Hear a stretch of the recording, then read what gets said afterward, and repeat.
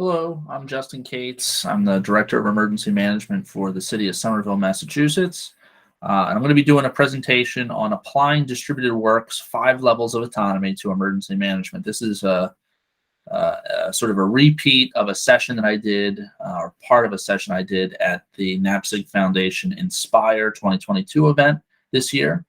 And this version will be much more in detail.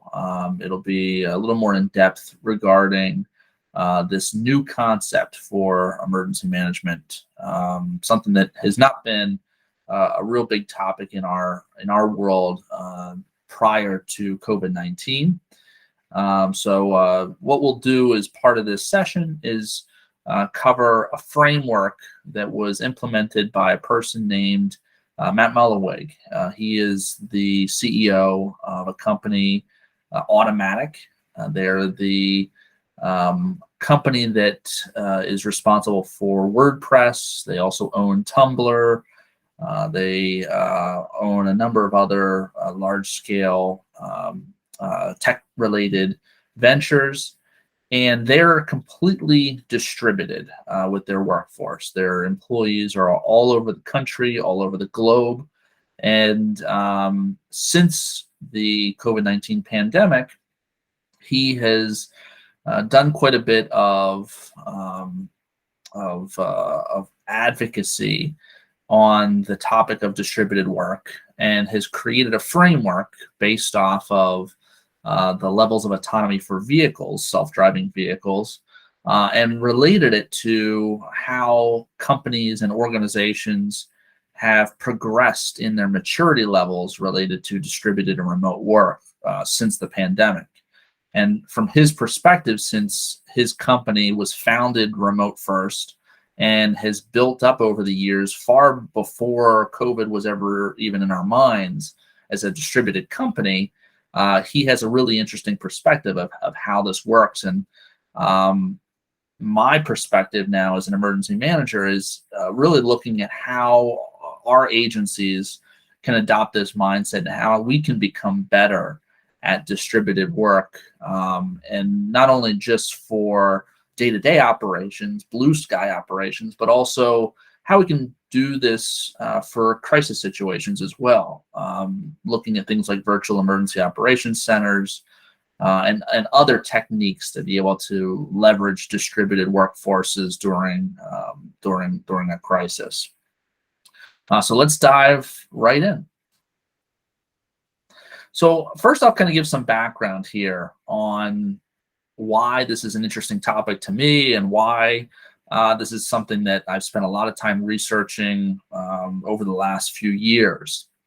So my origins in the emergency management space started in the state of Delaware, working for the Delaware Emergency Management Agency as a consultant. And this was while I was in my undergrad. And the first year that I started working for the state, I did go into the office, the state's emergency operations center, every day. And I did that for the first year. And, I used that as an opportunity to kind of learn about the field and learn about how emergency management really works in the real world. But because I was a contractor, I had the opportunity to be able to work really from wherever I needed to. I didn't have any requirement that I needed to be in the office every day. So as somebody who had a lot of other competing activities that I was involved in, including school at the university, I tried as much as possible to work remote, and that was great for me, especially as a young person, being able to work from anywhere and be able to do the activities that were necessary for my job from wherever I needed to was really it provided a lot of autonomy and flexibility. I was able to go and visit friends and be able to work from their locations for a week. I was able to I had quite a bit of involvement in the fire service at the time, and so I would go to the station that I worked with and just spend my time there working and completing activities and tasks, not really having to be in my formal office space. So this was a really great thing, and it really gave me my first taste of remote work. Now, I did that all the way up until 2011 when I took the job of Director of Emergency Management for the city of Nashua, New Hampshire.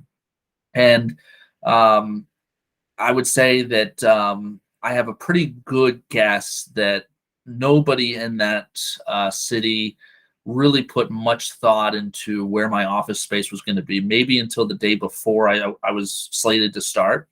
And what ended up happening was I showed up for the first day, and it was a new department. There had never been an emergency manager prior to me, and they put my office in a closet, which was actually not just really a closet, but it was also being used as the rack space for the community television camera system in City Hall. And so every once in a while, I'd be sitting in that office space, and somebody would knock on the door and say, "Hey, I got to adjust the cameras for the meeting tonight in the conference auditorium." So it was a sort of a weird place to have an office. But even worse, I was kicked out of pretty much every office space that I was in while I was in the city of Nashua. They moved me out of the closet into an office in the mayor's office suite, and I was there for a number of years before we ended up having a new administration. They wanted my office elsewhere, so I moved over to the Department of Public Works, who moved me inside of Public Works 3 or 4 different times to different offices. Eventually, they kicked me out, and I didn't have anywhere to go. And so if you look on the picture on the right there, you'll see that I did really hoteling before hoteling was deemed a sort of a hot topic in workplaces. I basically would try to find any spot I could in the building, whether it be a conference room or somebody else's desk or wherever, to set up my office. And what I did is I cleaned out all the supplies out of my desk and out of my closet and put them into a large, like a Stanley crate that had wheels on it, and had everything that our office needed, including, as you can see, the K-cups for coffee, because obviously we need coffee as emergency managers. And I would just take this around to wherever I was. And what this taught me is that I had to get really good at being able to do the work that I needed to do from really anywhere in the building, anywhere in any of the buildings in the city, and be able to have that same level of connectivity and access to systems that I needed to be able to access. So we, really got really good with this. That lasted for a short period of time before they realized that I can't be stealing people's offices all day. And so they moved me to another closet down in the basement, and then finally moved me to the transit department, which I moved around, 3 or 4 different times in that building over a number of years. And that's really where my last office was for the city of Nashua. But what was interesting about this is that there was no thought in these moves about what people in space management and architecture really call adjacencies, looking at how we can put people who are responsible for certain types of tasks and activities next to other people who they're going to be frequently working and collaborating with. It was just basically, where's the closest office space that we can put Justin, because there's nowhere else to put him. And so that was definitely a sort of a weird situation to be in. If you've ever seen the movie Office Space, I really felt like one of the lead characters in that, just constantly moving me around. But that is what it is. But it's important to note that in 2020, early 2020, we had a little pandemic that some may remember. And in a matter of a weekend, our office had to make a decision as to how we were going to manage that incident. We had to figure out, whether we were going to operate in our normal emergency operations center environment, or whether we were going to work in a remote distributed work environment. And we, in a weekend, put together a virtual emergency operations center platform that we had been testing for a while, and actually put it together, got it out to all of our key stakeholders, trained them on it, and made sure that we would be able to operate in that type of an environment for years after that. And so we left our office space in the transit department and never went back. So obviously we had to get really good in working in a distributed team environment, not just within our office of emergency management, but also with the other key stakeholders in the city of Nashua, the other stakeholders within the city that we were operating with, the state agencies we were operating with, because we were doing it now from our living rooms or our kitchen tables. So this is kind of the background of how I've gotten really interested in this topic and how I feel like we've gotten really good at being able to work in a distributed environment. So as I mentioned earlier, the framework that we're going to use for this presentation is based off of the levels of autonomy for autonomous cars. And if you've ever heard of this concept, you'll know that right now, most cars that are out there are sort of in the level 2 environment, where they'll have things like cruise control, which is a way to provide automated functions for a vehicle. Many newer vehicles also have things like lane assist and things like that. Interestingly enough, Teslas, even though they're advertised as full self-driving, they're actually level 2, because a human would have to take over if something happened while that vehicle was driving. And there are other vehicles out there, like Google's Waymo vehicles, that are sort of in that level 4 realm, where they can operate by themselves completely in most environments. But then once things that are strange environmental considerations, whether it be weather or things like that, the vehicles just don't work because they know that they can't operate safely in that environment. So the idea here is that with autonomous vehicles, that we've progressed over time to be able to add more and more automation functions within the vehicles. And this serves as sort of an easy and intuitive way to understand kind of the level of automation within those vehicles. And Matt Mullenweg, as I had mentioned, came up with sort of a similar kind of framework when looking at distributed work.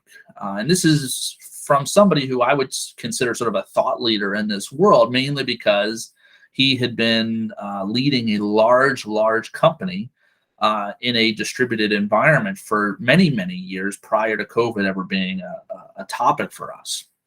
Now, some of the things that he mentions is that distributed is really the term that should be used in this type of discussion rather than remote. And the reason for this is because remote always looks at a situation where there's some sort of a centralized point where there are people working physically in a building.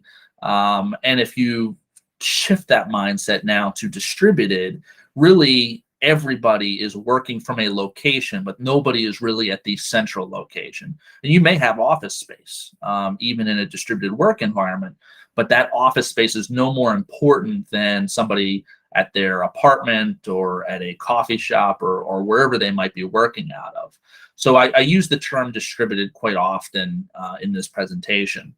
Now, within an organization, you're going to have a variety of levels of maturity for automated work and for distributed work. And so you see here on this pyramid, you have things ranging from level 1, which is no deliberate effort to make things remote friendly, all the way through level 4, where you've got truly asynchronous types of work environment. And what you'll find is that in an organization, you'll have varying levels of maturity on this scale. For example, in the city of Nashua, when we were operating in a distributed work environment during COVID, some departments were probably at the level 1, maybe level 2 realm, whereas our office specifically was working at a level 3. And so now you need to interface with these other players that you are are frequently operating with and dealing with these varying levels of distributed work. As I go through this presentation, I'm also going to focus it around the whole of emergency management, not just response. There's been a lot of presentations and a lot of research done on virtual emergency operations centers, including I did a session, a number of sessions that you can find on my LinkedIn page about NASHOA's shift to virtual emergency operations centers and some of the the smart practices that are out there when it comes to emergency operations centers in the virtual environment. So there's a lot that's been done in that topic, but there's not been a whole lot done on how to build and sustain distributed environments for day-to-day operations within emergency management, the mitigation activities, the preparedness activities, long-term recovery activities. And so I'll mention this concept of distributed work from that lens, looking across all of the things that emergency managers do. And I think that this is important because we look at response as a really critical responsibility for emergency managers. If we're in the news for something, it's probably because of the response phase of activities, and so we have to do it really well. If we don't do it well, we're probably going to be in the news for something that we really did poorly. And so when we're operating distributed, maybe in a virtual EOC during response, we don't want that to be the first time that we're using some of these tools, things like Zoom or Slack or Google Docs, things that allow us to work in a distributed environment much more efficiently than some of the traditional tools that we use in a co-located type of environment. And so having this distributed first mindset in all of our emergency management activities helps us to be more proficient and much more comfortable working in this type of an environment during a crisis, so that we're not stumbling when we really need to be our best. Now, this session is really meant to think big and to challenge assumptions that we have about distributed work in emergency management. I know as I've talked to many people and colleagues over the last year or two about how passionate I am about this field, I've met some opposition from people who say, this is not possible. You need, emergency managers need to be there in person in the same way that firefighters and police officers are there in person. And so there are definitely some challenges working in a distributed environment when we're doing emergency management activities. But what I found is that there are many, many ways to overcome those challenges. And so the idea here is this presentation will give us some insight as to how to think drastically different about the work that we do and how we can really make some improvements to the way that we operate in our profession. So let's start off with the first level here. The first level being level 0, and this is sort of before we even get to considering distributed work. Level 0, what it's referring to is those tasks and activities that are impossible to do in a remote environment. And what we find is that many sectors and disciplines found that they were able to operate in a distributed environment without having any really planned activities in that space before COVID. For example, if you look at medicine, this is something that is typically seen as okay, I've got to touch the patient. I have to be able to do some of these activities that require human interaction in an in-person type of way. Well, if we look at COVID and even some of the work that had been done prior to COVID, telemedicine had been really increasing in some of the possibilities for many years. And so many of these tasks and activities that were previously seen as impossible to do in a remote environment actually are possible.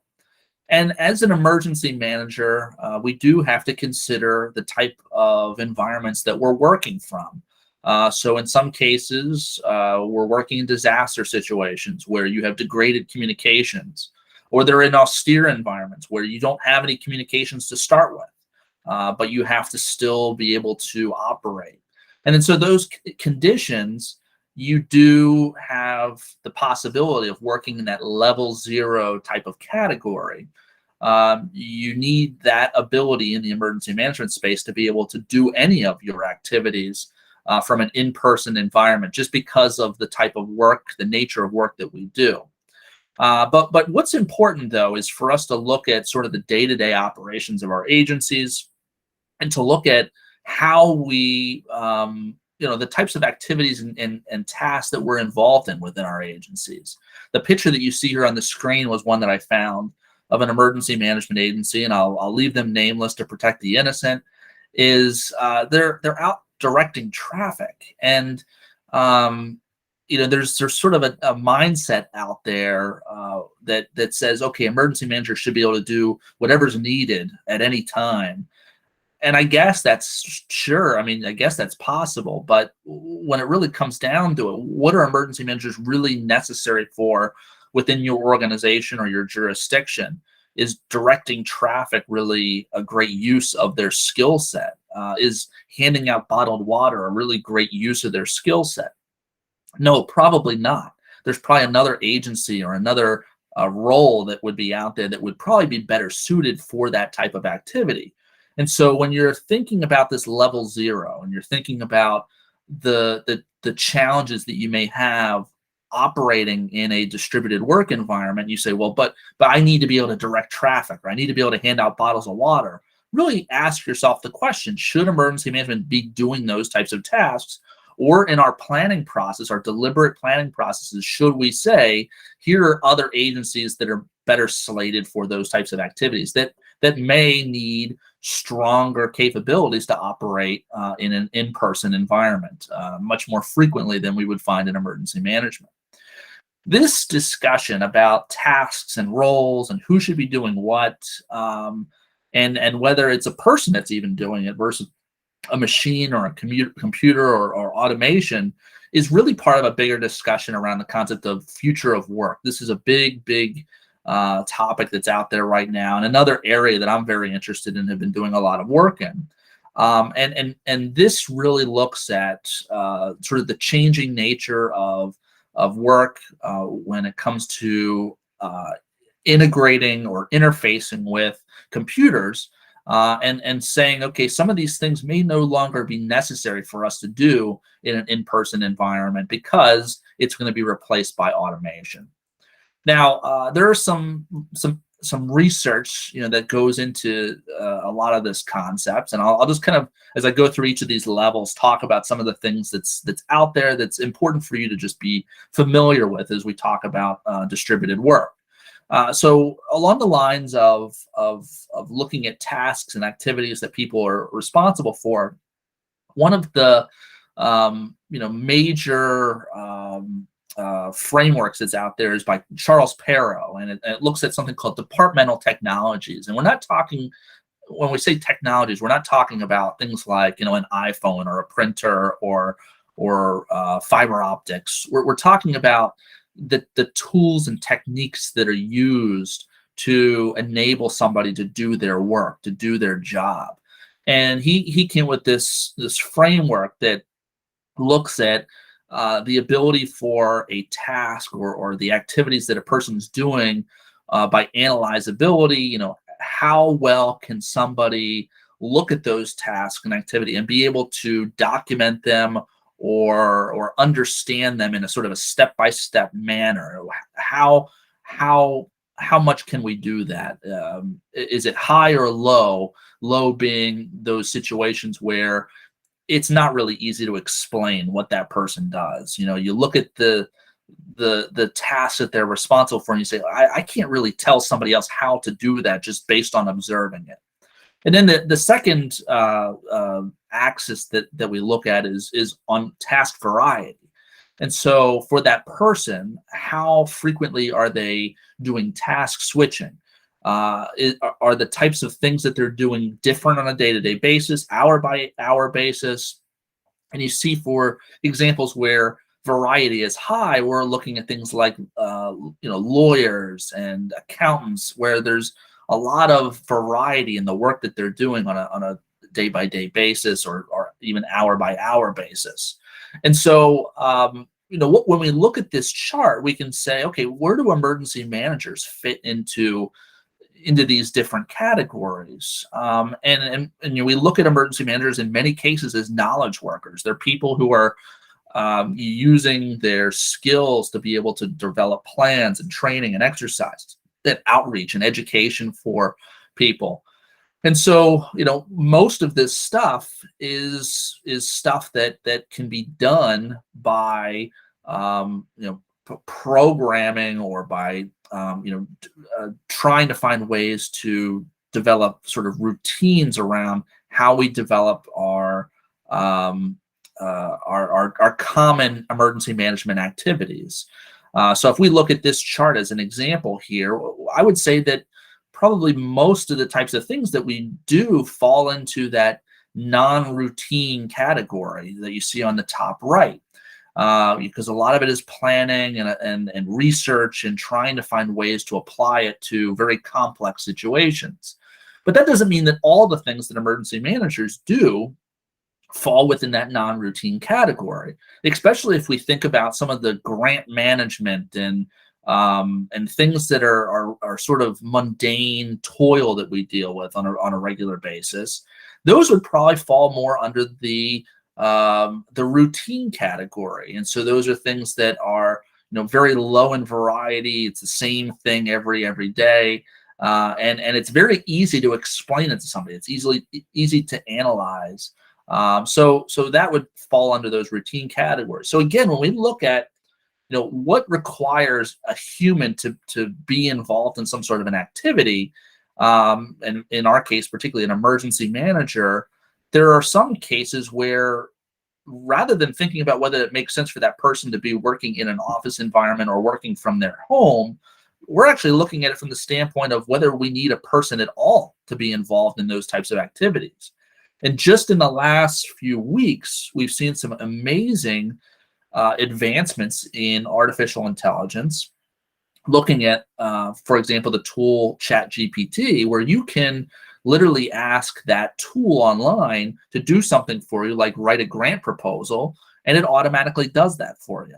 That now, if you've got grant writers or people that are doing that type of work in your emergency management space, well, we can see a future in the near future where that no longer requires a human, and now that's not part of the discussion anymore, whether they should be working remote or working in your facility. So that's kind of where this relates to, is looking at the types of things that may actually no longer require a human at all in your work. And there's been a lot of organizations that have done research on this. And McKinsey is probably one of the larger firms that's dedicating a lot of attention towards future of work, particularly around the concepts of, what are the categories of activities that we see frequently within our jobs that are most susceptible to automation. And if we look at their chart here on the left, we can see that predictable physical work is probably some of the most frequently and most commonly seen automated tasks out there. And if we talk about level 0, we're talking about things that are physical work in person. That's probably something that won't be a concern for us in the future, whether there needs to be a human there or not, because it's something that's probably likely to be changed over to a machine to be able to do those types of activities. There are a lot of other things that emergency managers do that's not physical work. Data processing, data collection would be good examples. And as you can see, those categories as well are highly susceptible to automation in a future of work environment. So this is something that's very interesting to look at when we think about what emergency managers actually need to be in person in an office environment versus those who are going to be completely replaced altogether. There's a great book by Daniel Susskind called A World Without Work. This is, I think, a good primer on this topic for those of you that are interested in exploring this more. But it goes into really the many challenges and opportunities that we have when thinking about the future of work, particularly from the sense of knowledge workers and how we're going to continue them moving forward. So let's talk now about the next level. So the next level is our level 1, and the origins of level 1 are really from the perspective of what we would call like a snow day. Okay, so if we're normally an in-person office, we're for the most part operating in our cubicles, and there's not really any real reason that we would have people working frequently from outside of that office. Probably the rare circumstance would be some sort of a weather event. And so many organizations pre-COVID, you'd find during a snow day, they would send everybody home or tell everybody not to show up to start with. And what would end up happening would be people really couldn't operate. They could barely do anything. They might be able to check their emails, but frequently they really didn't have the technology or the access to be able to do all the things that they needed to be able to do as part of their jobs. In most cases, it was very inconvenient to access those resources remotely. You may have a select few employees who are essential or leadership that had VPN access, and it was typically very clunky, because what would end up happening was it would just have 3 or 4 connections. People would get bounced off of it. Really a big mess. And many of you probably also remember in the early days of COVID, or even before COVID, when we talked about doing some sort of a virtual meeting, it was a conference call, and most organizations didn't have the money to pay for a real robust virtual system, so they would just use freeconferencecall.com. I remember many of the early COVID conference calls were just using that. And then really most cases, if we're talking about working in an emergency operations center environment and we couldn't use our primary facility, typically the first thing that came to mind for people was, we need to go to our alternate EOC, if they were lucky enough to have one and had planned one out. It wasn't, okay, our primary location is not available. Do we have the ability to switch to distributed work? Do we have the ability to have people work remotely? That was never really the primary thought. Now, I'm sitting here and kind of explaining this, what we would sort of see as emergency remote work is level 1. That's not to say that remote work didn't exist prior to COVID. Many people worked remote. I mean, there are even emergency management agencies, particularly FEMA being one of the best examples, that had remote telework policies prior to COVID and enabled their employees to be able to work, in most cases, like 2 days a week remotely.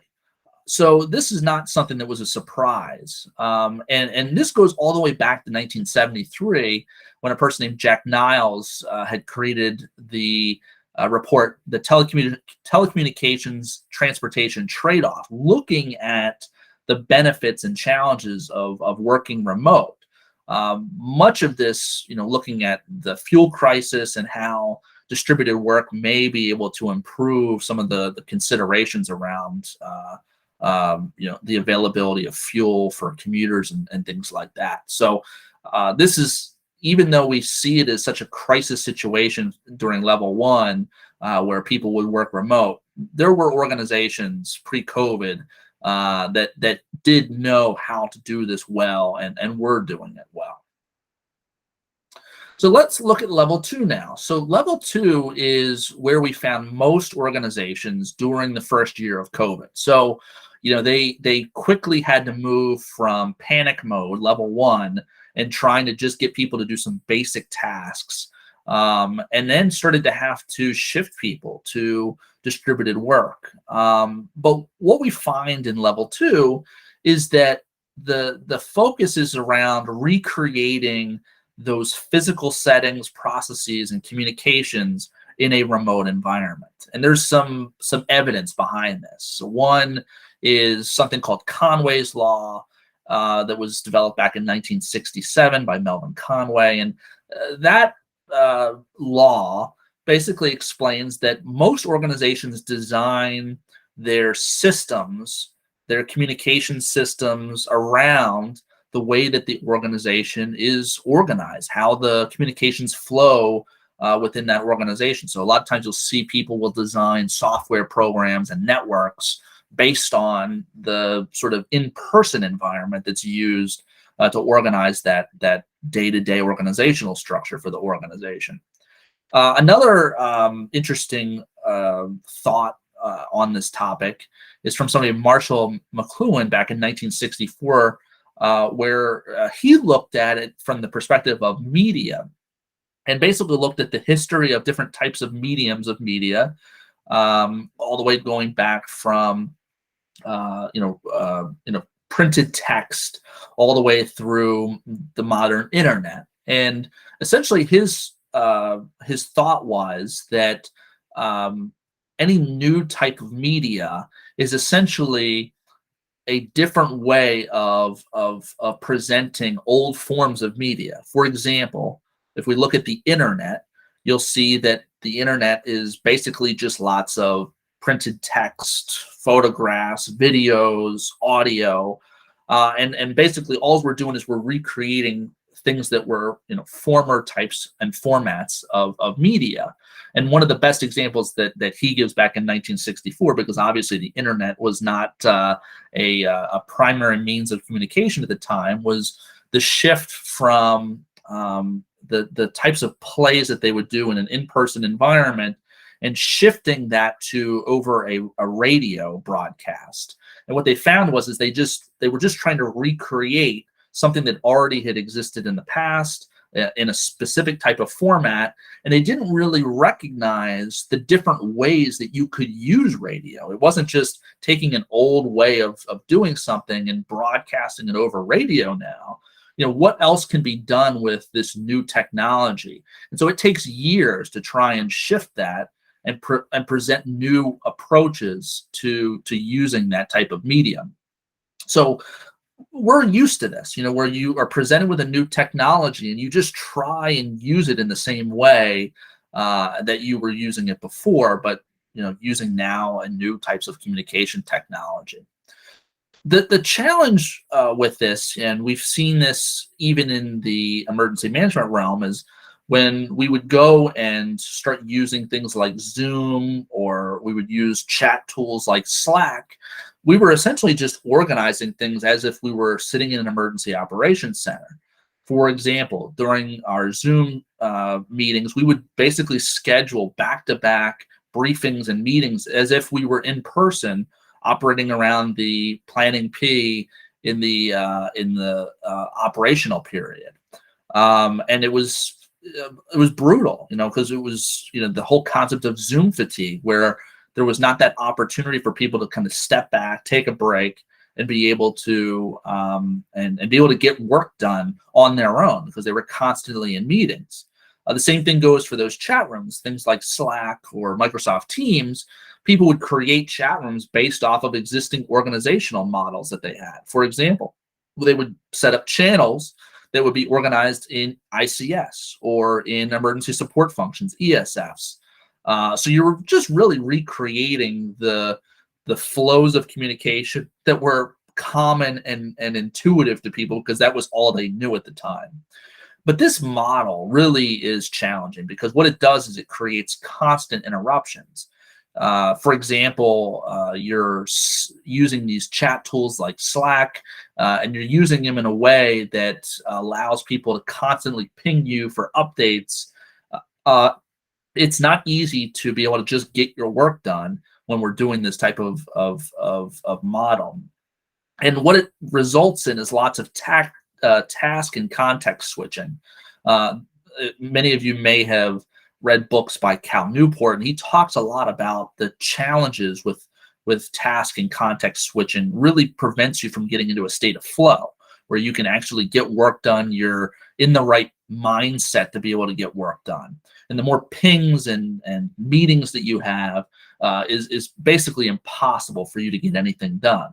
I would say that level 2 for many people can actually feel worse than working in an in-person environment, because what you're doing is you're using these clunky tools, particularly in the first year of COVID, in very strange ways. You're not using them in the way that they were envisioned, and there was no deliberate planning behind how they were going to be used in your organization, because you rapidly tried to throw them into the existing state of affairs, and you didn't provide any training for people on it. So it really is a problem, because level 2, as you progress forward towards the higher levels, you now have to sort of overcome this very poorly operating organization who's just trying to get by using these clunky tools. And in many cases, I feel that a number of government agencies and organizations have stopped at this level, and many have regressed because they hate it so much. They hate this constant Zooming and chatting and all this other stuff, and that was a big push to get people back into person. But there's some problems with kind of that shift back to the way things that had always been. One of the key things is that you hear a lot of folks say, okay, we want to shift back to in-person operations. And a lot of it is because they can't figure out other ways to measure work other than presenteeism, which is essentially the idea of people sitting in chairs in offices, demonstrating that they're there between this hour and this hour, and that means that they've done their work. And that's not really true. The focus needs to be on outcomes rather than the inputs and outputs that we see within those individual employees and the types of tasks and activities that they're doing.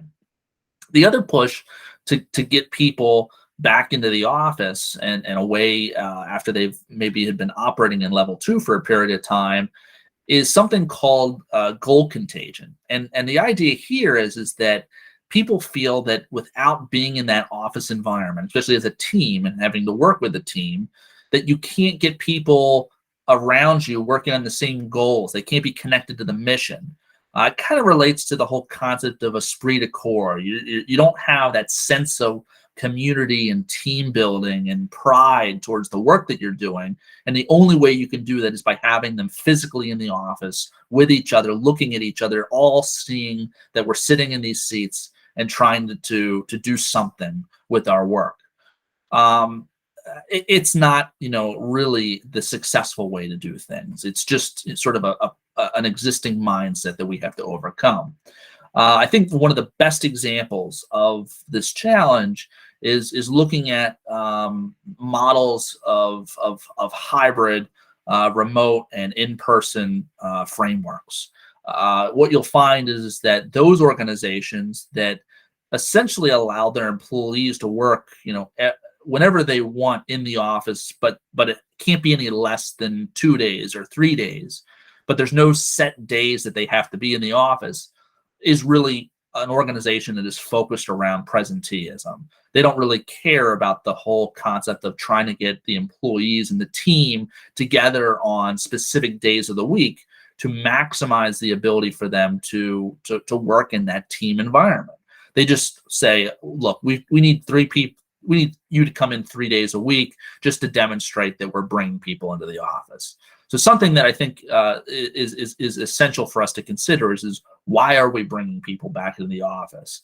And if it's because they worked in level 2 for a year or more and realized that they just hated this constant disruption of Zoom and Slack and emails and not being able to just touch somebody on the shoulder and ask them a question, that means that they probably were not doing distributed work right. They needed to try and overcome that and move on to the next level.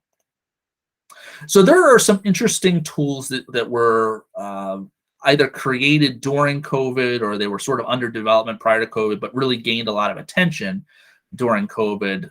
One of the interesting ones that kind of falls into this level 2 camp is a number of tools that one called Kumo Space, another one called Gather Town. And what they are essentially doing is on a screen replicating an office environment. You can design an office space in this virtual environment.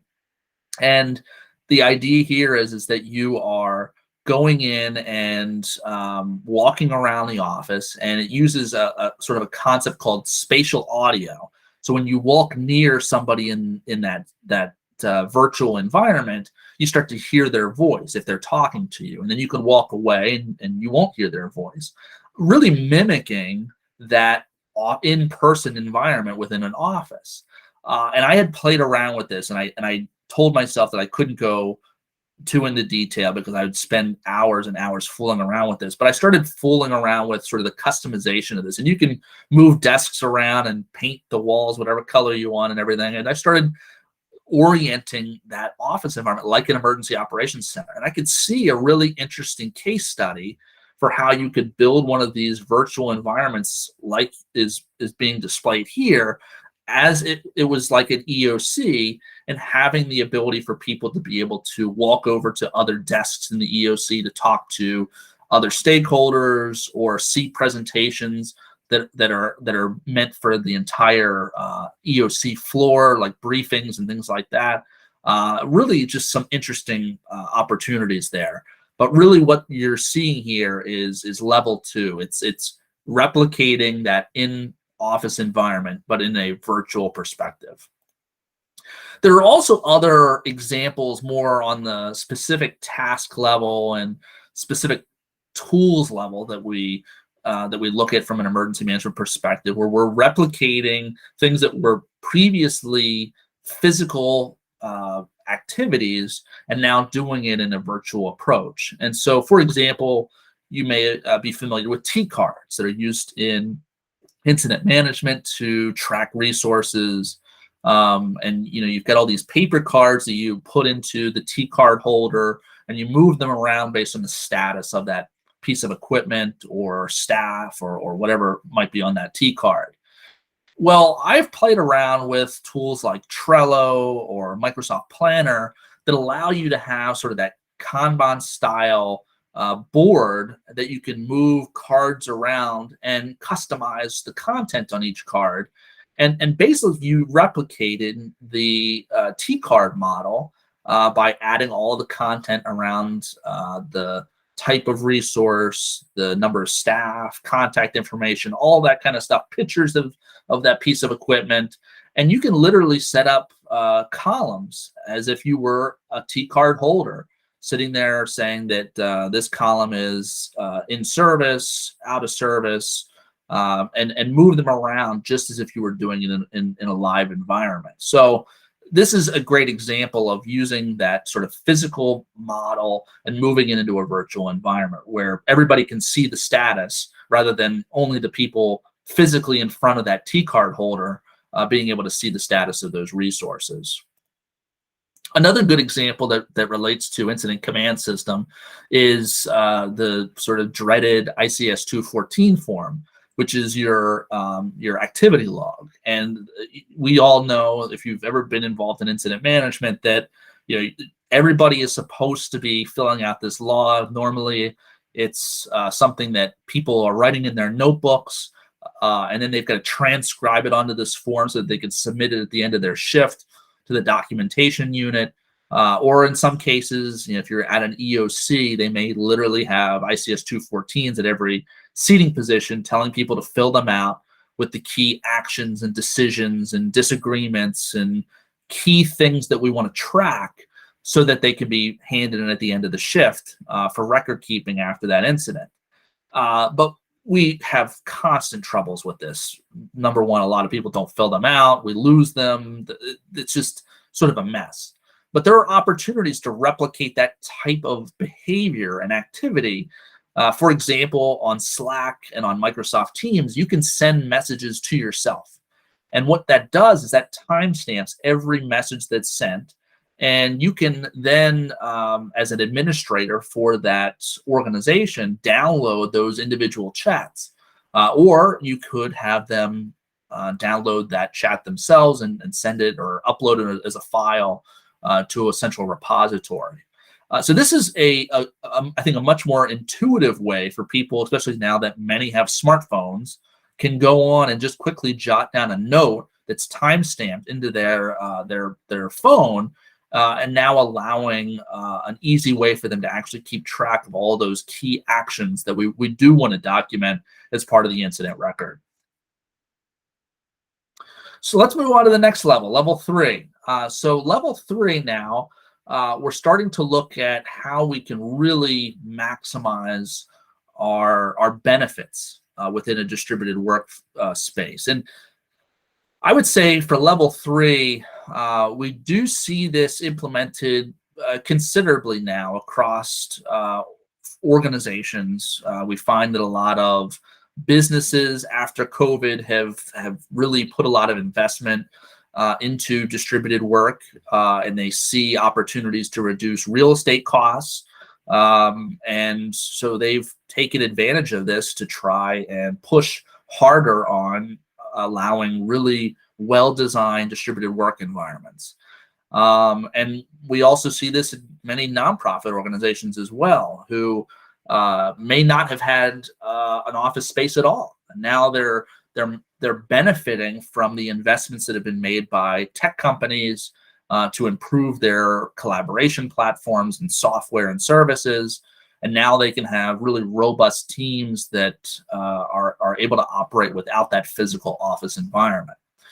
Now, the big thing with level 3 is that you need to have that mindset shift. As we talked about, level 2, you're really working with tools that were not meant to work in the way that you're using them. And you're just really trying to replicate that in-office environment, but on a computer, on the internet, in that distributed environment. Well, now we're using tools differently. We're using them in a way to maximize their benefit for us. And we're thinking in either a distributed first or remote first type of mindset. For example, when we're looking at documents, what we're trying to do now is, rather than emailing documents back and forth over email, and trying to keep track of version control and trying to keep track of what's going on with the most recent version of the document, who's actually editing it right now. Now we're thinking about it from the standpoint of collaborative documents, where we send a link around to all the right stakeholders, and that they're all going in and adding their edits and suggestions and changes all at the same time. There's no more version control. There's no more of the concerns around who has the most up-to-date version of the document. Now we also don't have to wait on people in order to move that document forward. But even more that can be done on this topic is, if we have a meeting, for example, and we want to put together meeting minutes to help us document the decisions and actions that took place during that meeting, we can pull up a Google Doc in the middle of that meeting, share it with all the stakeholders that are sitting there in that meeting, and everybody can add their comments and document what's taking place during that meeting in real time. And what's beneficial about that is now we have a shared sense of what that meeting was covering and the action items that came out of it.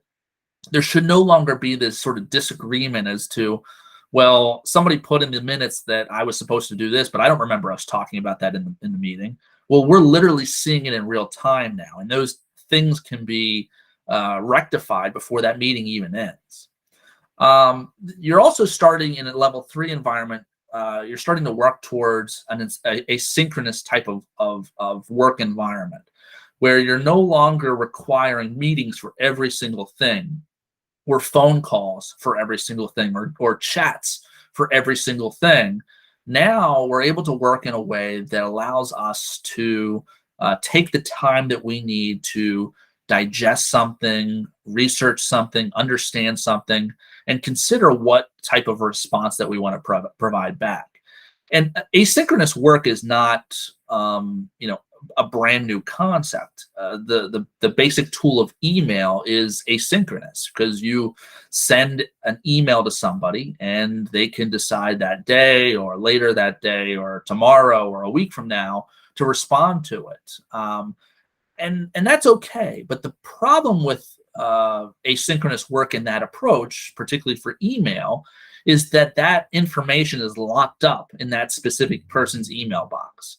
And so it's not transparent. We can't actually see the workflow that's taken place asynchronously between 1, 2, 3, 4, or even more individuals that are working on a project. So what we see instead, when we're talking about distributed work environments in an asynchronous type of operation, is having almost like forums or discussion boards where people can go on and post some sort of an issue that needs to be resolved.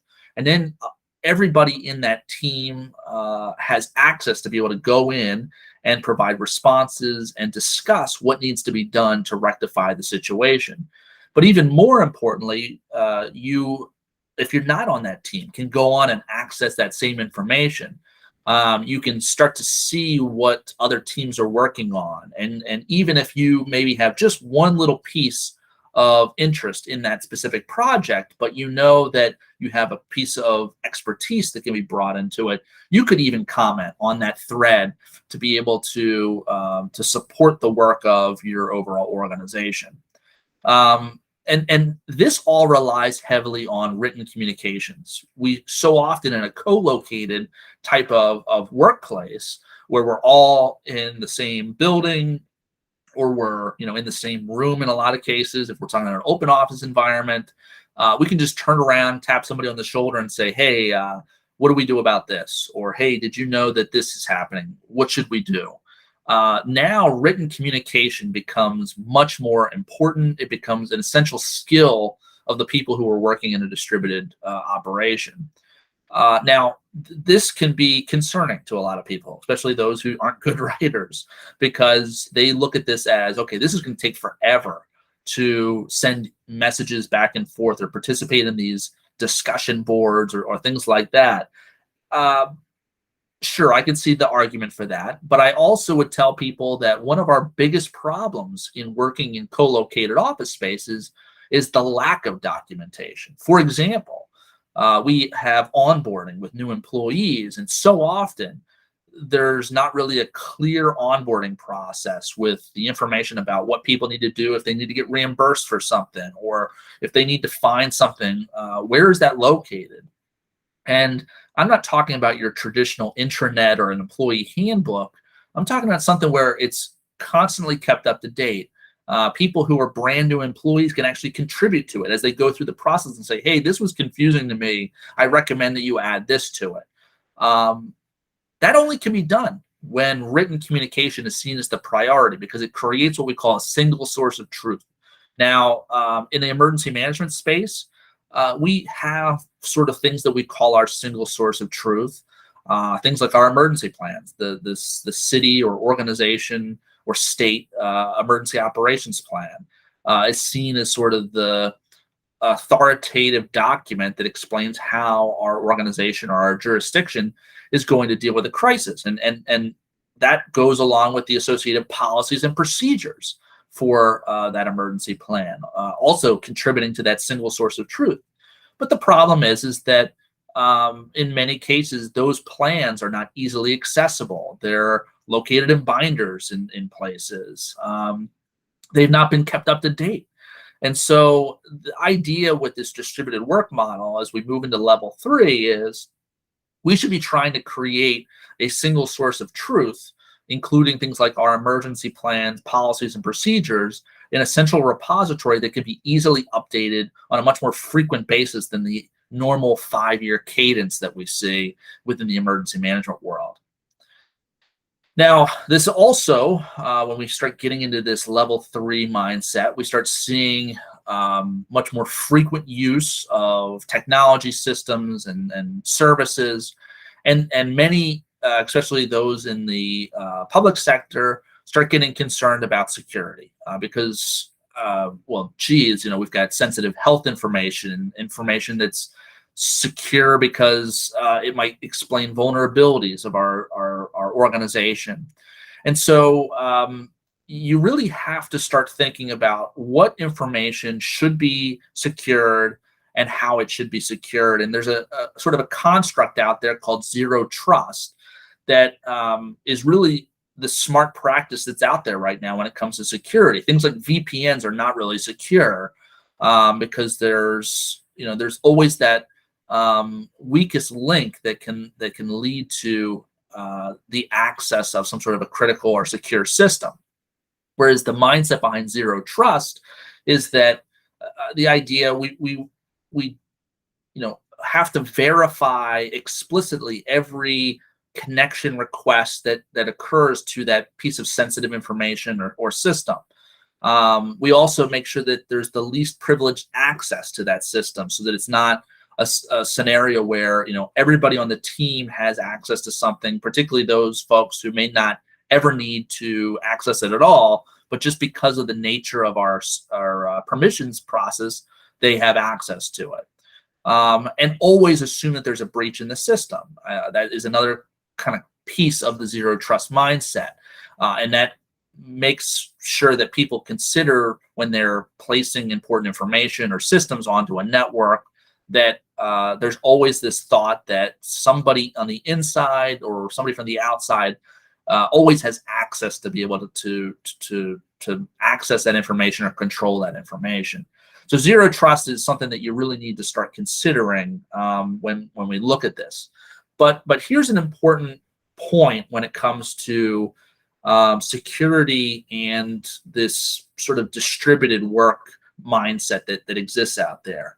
Even though there are things that are sensitive, there are systems that are sensitive, there may be pieces of infrastructure that are out there that our employees have access to that we want to protect. The great majority of the information that we have in our organization is really defaulted to open.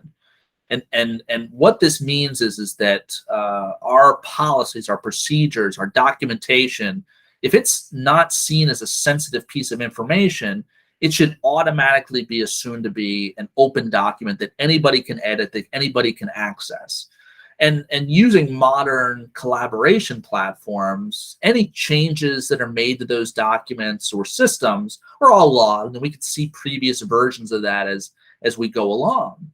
But ultimately, we want to try and reduce this need for us to provide credentials and access to every little system or every little file, because what it does is it bogs down the ability for us to have self-service, be able to do our own thing and be able to progress forward as we manage an incident or manage a project like an emergency plan or developing a training or an exercise for our team.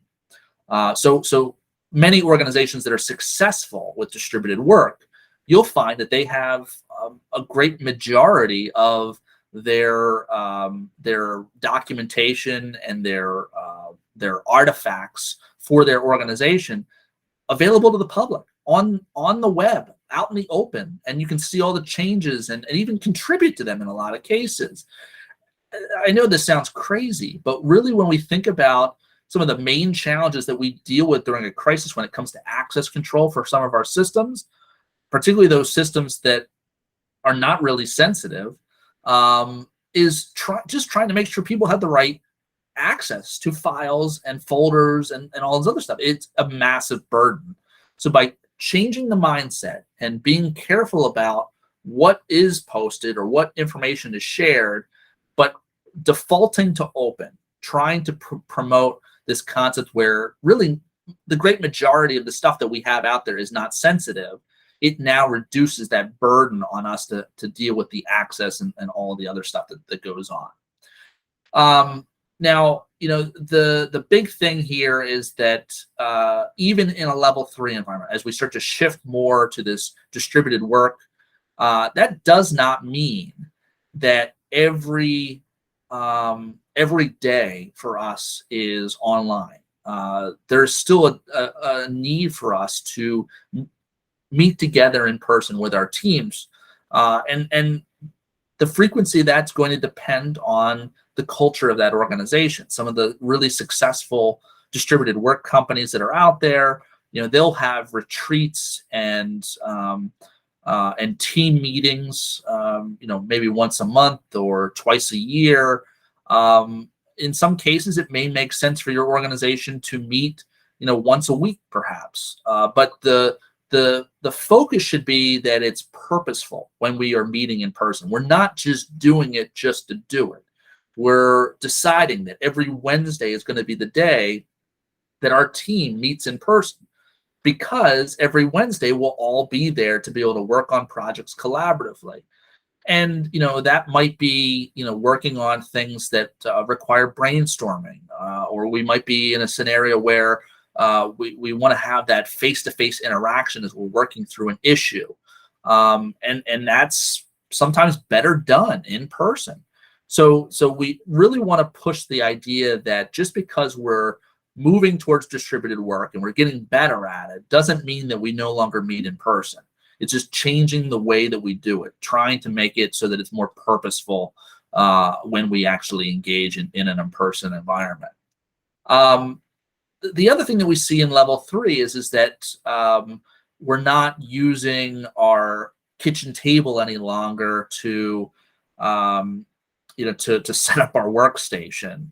We're using an office environment in our homes or in our apartments that really works well for us. We've got the right kind of chair. It's ergonomic. It makes sure that it works well for us. We set it up in a way that is away from distractions, so we can close the door when our family's in the other room. We're improving technology, and so we're improving the systems that we use. Our webcam is better. Our microphone is better. Well, rather than using your laptop keyboard and trackpad, now you have external mouse and keyboard.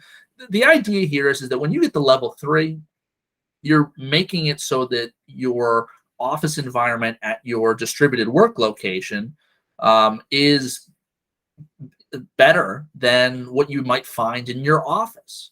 And I know that sounds challenging, especially for those that might be working in IT. It's like, how do we deal with trying to provide external monitors and access to our systems and reliable internet connectivity to every location where we might have an employee?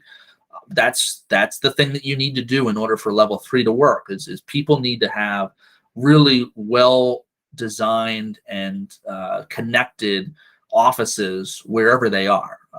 And so if that's a co-working space that they're working out of, that's probably a little easier than maybe a remote house that's somewhere far and far away from high-speed internet. So there's a lot of things that level 3 really shifts in the mindset for distributed work. We think about when we're talking about documentation as an example, we've promoted this concept of the single source of truth.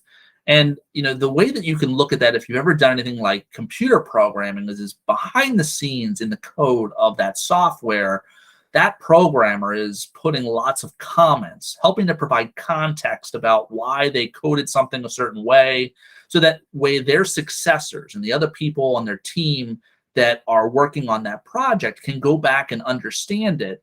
That's really the same mindset as what we're talking about here.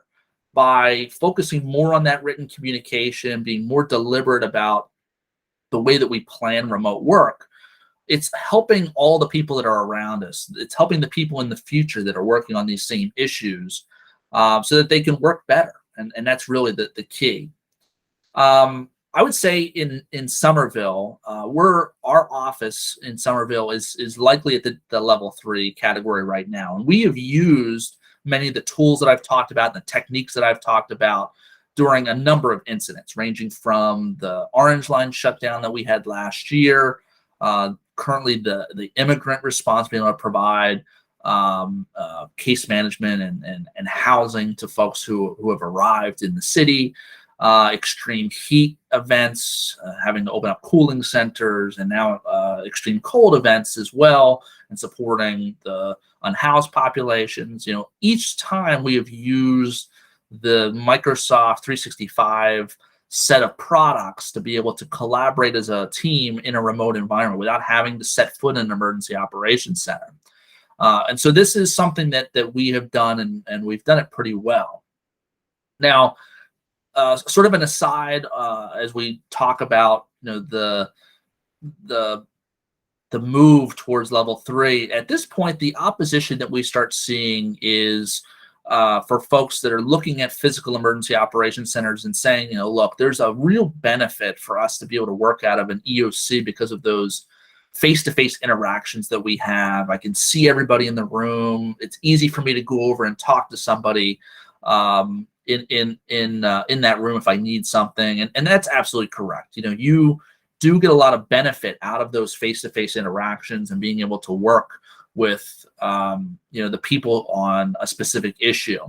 But let's look at some of the typical scenarios that we're dealing with in an emergency operations center. Well, first of all, most EEOC representatives are really not needed the whole time. So you find, especially for lower severity incidents, there's a lot of people that are sitting in that room that really are not needed. They're just sitting there checking their phone, checking Facebook, not really doing anything. And the reason that they're there is because if we do need them, we want them to be easily accessible. We want to be able to turn over and say, hey, do you have this, or can you help with this? When we think about what we really need, we need a point of contact for that organization, that agency, or that company, or whoever's sitting there in the room. We need a 24/7 point of contact, and they need to be able to respond quickly. That's really the core thing that we need. We don't need them sitting there in the room. We just need that 24-hour point of contact, and they need to be quickly accessible to us. Let's talk about some of the things that take place in the Emergency Operations Center, because it's not all like we see mission control at NASA. We see a lot of scenarios where people have to break off into smaller groups. That's why we have breakout rooms at EOCs. So they do that because that entire main EOC floor can be very distracting when we are trying to work on specific issues or tasks or projects during the response. There are other people that are sitting there in the EOC that are doing what we call heads down work. They're helping to draft a plan, like a crisis action plan or an incident action plan. They are probably better off not having distractions. They're probably better off working in an environment where they're able to sit there and just get done what needs to get done in a sense of flow, and having the right type of environment to induce that flow. If we look at an EOC, it is essentially an open office type of environment. And all the research and the evidence that we can pull up on the downfalls of open office environments can be applied to EOCs. The first primary thing being something that we call the cocktail party problem, where if you've got a lot of people in a room talking, you need to be able to discern what information is important, what audio is important compared to all the other chatter and things that are going on. And if you have a tough time doing that, discerning that information, you're constantly getting distracted by other random things that are not really important. And frequently, if you hear something that perks your interest, whether it be you hear your name said, or you hear about a project that you're working on, or an issue that you're dealing with, what ends up happening is that you get distracted from whatever your primary responsibility is, whether you're talking to somebody or working on something, now to try and hear what else has been said. So this is a real problem that exists out there, and there's been a lot of research on it. There's also been a lot of research, as I mentioned, on open office environments and their ability to create conducive environments for collaboration. And there's been research that has identified that in open office environments, there's 70% less face-to-face interactions than you would find in a closed office setting. And it's because people avoid each other during an open office environment. They try to find any way possible to be able to prevent those face-to-face interactions. So again, when we think about an EOC, while it's not our day-to-day office space, it is sort of dealing with some of the common challenges that we talk about when we think about open office types of environments. Um, to close this category at level 3, I think the most important thing that we see when shifting to level 3 is really the concept of self-service. What we want people to be able to do is to find the critical information that they need to make a decision without having to ask somebody else, without having to wait on somebody else to find it or to respond to you. We want them to be able to go to a repository, like a single source of truth, and be able to gather that information without the need to wait in this chain, slowing everything down. So this, as we shift into level 3, we start to see more of that, where people can self-service and be able to access the information that they need to access when they need to access it. There's a lot of kind of guides and things that have been put out over the last few years, in particular during COVID, to help organizations understand the different types of activities that they're engaged with, and really the approaches that they should use when providing a useful environment for them to communicate or share information. And this one example here from McKinsey is, okay, if you're involved in some sort of a decision-making interaction, it might be best to operate in an in-person format, and you should limit it to this number of people, and this is how it should be set up in order to maximize efficiency and effectiveness of that meeting. Whereas two-way information sharing, you can do that virtually. You can also do it in person. And here's the number of people to limit it to. So this is just one example of it, but I think what I'm trying to explain here is that there's been a lot of work to understand what environments work best for different types of communication, whether it be one-way, two-way, to a group, one-on-one, audience style, all of that kind of stuff, to try and figure out the best way to deal with this. And what the emergency manager needs to do is to look at the types of activities that they're engaged in, ranging from crisis management in an EOC all the way through educating a community group on a risk within the community, to figure out how they could do that in a distributed environment and what activities should be done in person. And that's where we start to see that concept of having a hybrid operating environment. There's also been a lot of work on understanding the right types of physical environment for those in-person settings to maximize the ability for distributed workers to really do what needs to be done. So, for example, we've seen a big push in the last few years as we design conference spaces or even emergency operations centers to have the ability for both virtual participation and interaction and in-person interaction. And there's a lot of challenges with that, especially if you're trying to do it on a budget, because most of the time, if we're looking at like a professionally designed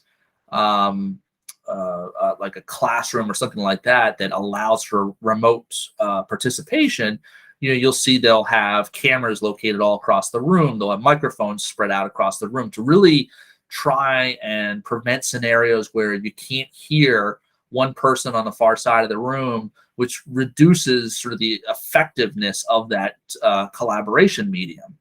So there's been a lot of work. Deloitte is the example that we're showing here on the screen, where they've looked at the different types of spaces and how they can be used in certain types of environments, whether it be a one-on-one meeting versus sort of a one-way lecture, but then also what types of considerations do you need to make for that space, whether it be secure and reliable internet connectivity, or having breakout rooms, or looking at the types of peripherals that would be needed for the space. So all of this has been thought through. Another really good example of this is Google has done some work. If you search on Google room design guide, you can find a tool that they put together to help you understand different size conference spaces, ranging from a small breakout room to a large facility that could be like an emergency operations center, and providing recommendations on the number of microphones and cameras and other technology that would be needed for those spaces. So this is something I think we'll see more as we design the future of EOCs, to make sure that they work well for both in-person and virtual environments. Now, the other consideration that comes up for distributed work is, okay, we've got all these mission essential employees that are now working out of their homes or a coffee shop or wherever. How do we ensure that we have that same level of reliability that we would if they were all sitting in the room at the EOC? Now, we are in our business obviously trying to promote the the idea behind resilient home design, resilient building construction.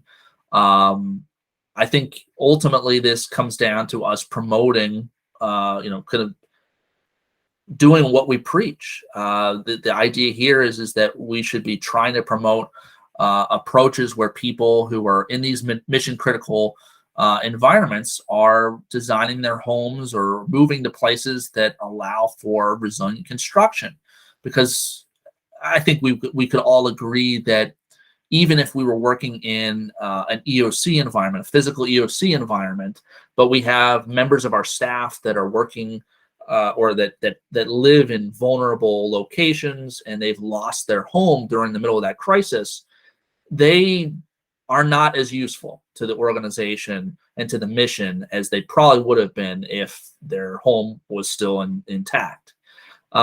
So that still remains a problem, whether we're doing a distributed work environment or not. But what I think we need to do is we really need to emphasize this more as a priority for our employees, is having the ability to have a reliable internet connection, without the concern for a failure during a crisis, having reliable backup power. And we're seeing some interesting technologies that have been emerging over the last decade that may make this more reachable to people of the layperson out there. I think a good example is what we've seen with Starlink. If you've ever used satellite internet connectivity in the past, you all know that it's pretty terrible and certainly not reliable from the sense of having a virtual EOC. But if that type of technology is mainstreamed and is really as flexible as they're envisioning it, that could be a game changer to enable really distributed connectivity to all employees at all times. We're also seeing, from mobile devices standpoint, and this is early days, but still it's, I think, really promising, is the introduction of satellite connectivity in popular mobile devices like the iPhone.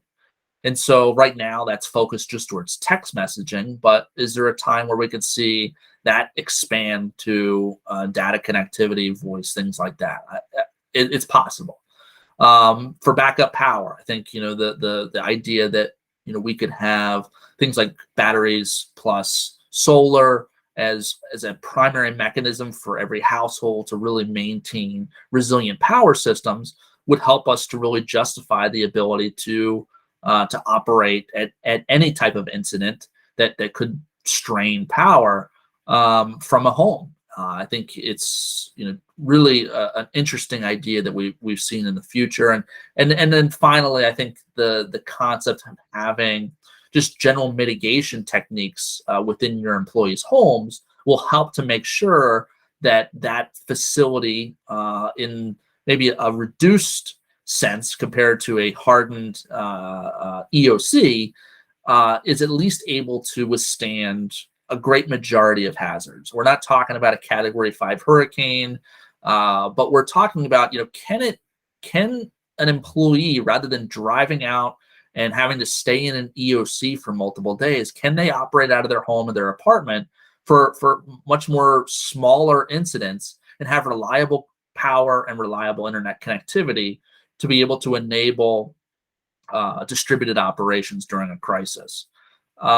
I think, as part of the policy development for your organization, you need to say, okay, right now with the current technology and workforce that we have, what are the types of hazards that we would say cannot operate in a distributed environment? What things do we really need to bring people into the EOC for? And we're finding a lot of organizations, and including my own, where for more minor natural hazards, we are operating virtual EOCs before we would even open up the EOC.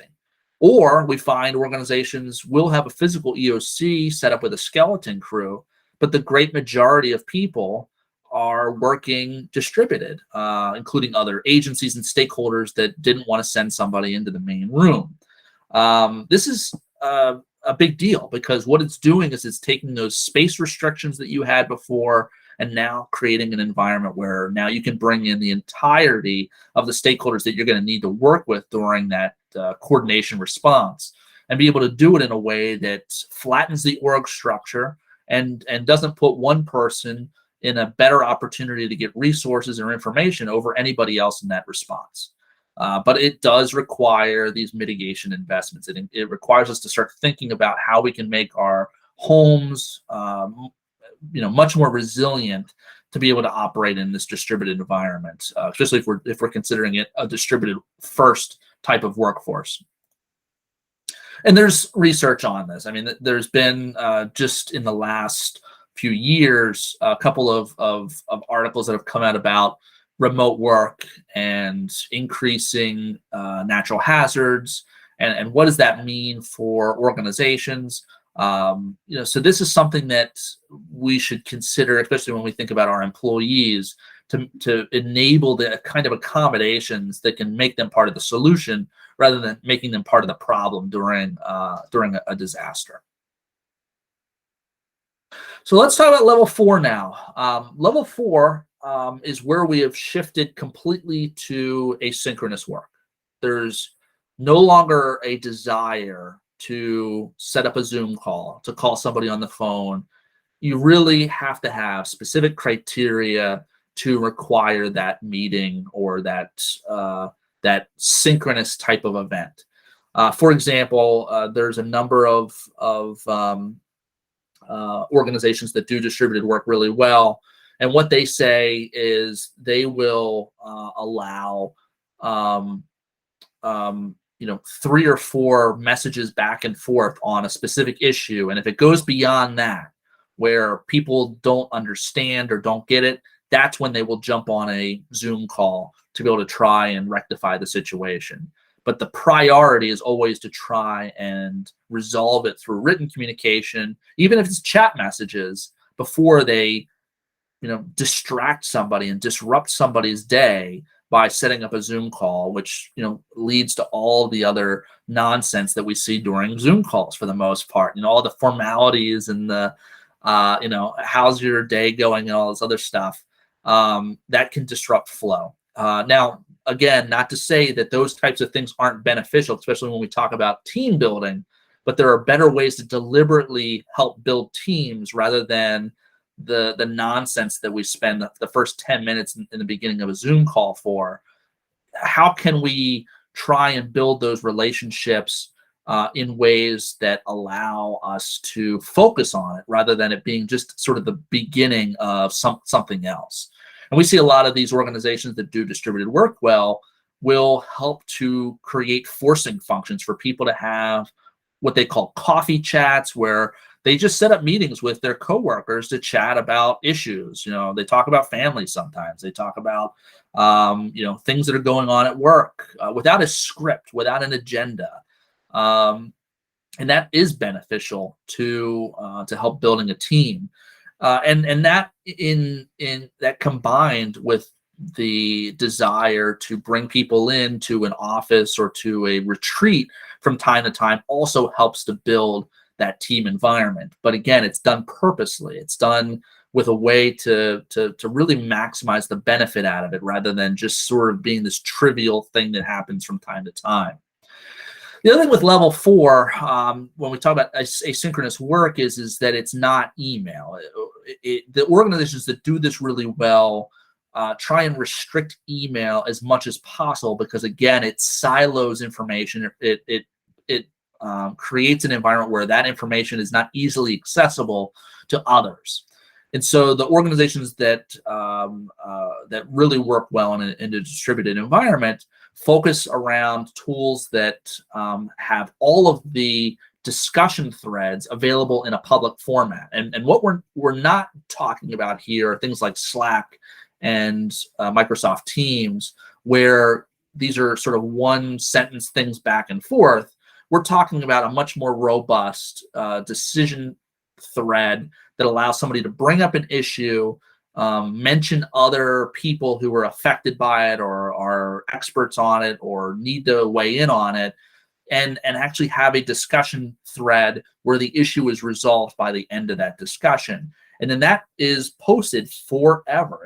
It's something that's available as part of the institutional knowledge of the organization.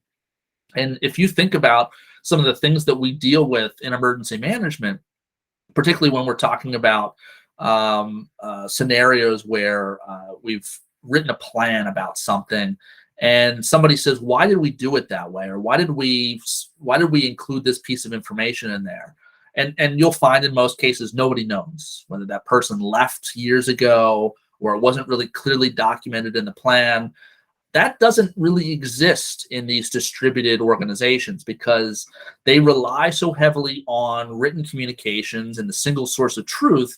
That way, it ensures that any of those changes and adjustments that have been made can be clearly reviewed at any point in time and understand why a decision was made a certain way.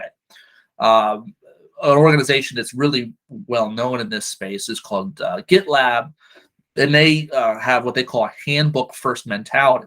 And all of the information that's associated with their organization, everything from HR policies to the way that they write code for their software, is all found in this handbook. And it's well organized and it's iterative. It gets better over time as people add more information, organize information, get rid of old information.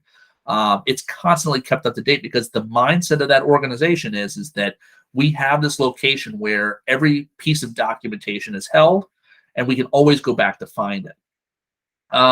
As I mentioned, the real-time meetings are limited on purpose. And the reason for that is because the level 4 mentality is that decisions can be dealt with much better in an asynchronous format where people have the time to digest the information and put some thought into how they're going to respond to a question or something that comes up. That really can't be done in a synchronous meeting. But in those cases where you do need to have a meeting, they need to be well run, with a facilitator. They need to have an agenda. They need to have the appropriate pre-work and post-work documented. It just can't be just this random meeting that just happens for no reason, where we don't know what the point of it was, and by the end of the meeting, we're wondering, why did we have that meeting? That could have been an email. So meetings at level 4 are really, really restricted to try and prevent time waste. And as I mentioned with the approach around avoiding email as much as possible and focusing on written communications that are transparent and visible, the idea there is that we want anybody in the organization who has a stake in a specific issue to be able to comment or suggest or recommend adjustments to be made to whatever the issue is. And so this is done through transparent decision making. It's inclusive. It's really a big shift for an organization. When we talked earlier about presenteeism and the idea that people are brought into an office really from the sense of just showing that they're there at work. It's easy for a manager to look at their cubicle space and see that everybody's sitting there working on the computer. What they're working on doesn't matter. As long as they're there, it's really easy for us to evaluate the work that's being done in the organization. In a level 4 organization, you can't do that. Now you need to be able to actually measure outcomes and really be able to see, are we as a team, are we as an organization actually making improvements? And that's not as easy just to say, all right, well, we had all of our employees work 40 hours last week. That's no longer that's no longer a way that we can actually do business anymore.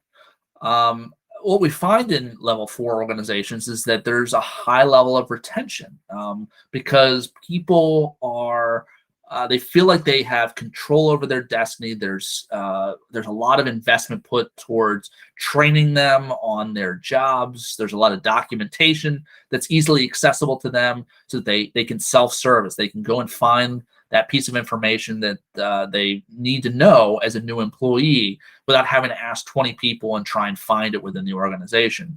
And a lot of coaching as well, especially in a distributed work environment. You need to be able to bring those new employees on and make them feel like they're part of the team culture. And that is more challenging in a distributed work environment than you would find in person. One of the interesting things about distributed work, especially at the level 4 level, is that you're able to really maximize daylight during your workflow. And we see that organizations that do this really well, they've got global workforces, and the focus is around what they call baton passes, being able to have somebody do their work in one part of the globe, and then have it really ready to go for somebody else on their team who might be in another time zone on the other side of the globe, be able to really pick up where they left off without this concern that, oh, I need to call that person up and ask them something, or I really didn't understand what they meant here. I can't move forward until I figure out what needs to be done next. They understand as a culture in the organization that it comes around, providing context and documentation for things so that somebody can step in at any point in the cycle and be able to continue work without having to worry about having that synchronous check-in with them. But what's interesting is that these companies that are doing this are doing it from a sense of maximizing their talent pool. They're doing it from a sense of being able to operate 24/7. Think about it from an emergency management perspective. If we're able to really move to this type of operation, we do operate in scenarios where it's 24/7. And what we typically will see is that we might have 2 shifts, 2 operational periods. And we even train our teams on things like transfer of command and very similar types of concepts. But yet we really don't do this well when it comes to the rest of our workforce, especially when it comes to being able to operate in this type of environment day to day.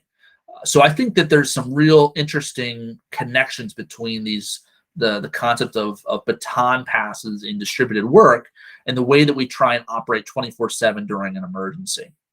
A really interesting thing for sort of inclusion within an organization, particularly a distributed work organization, is that because we rely so heavily on written communications and we rely so heavily on the ability for us to discuss issues in a transparent setting, be able to think about what we say and have it all out in the open, it becomes what Ray Dalio calls an idea meritocracy, where no longer is the person who has the closest access to the boss or the person who is standing at the water cooler the most and has the most connections within the organization. No longer are they the most powerful people. Really now what it comes down to is everybody has the same access. Everybody has the same information.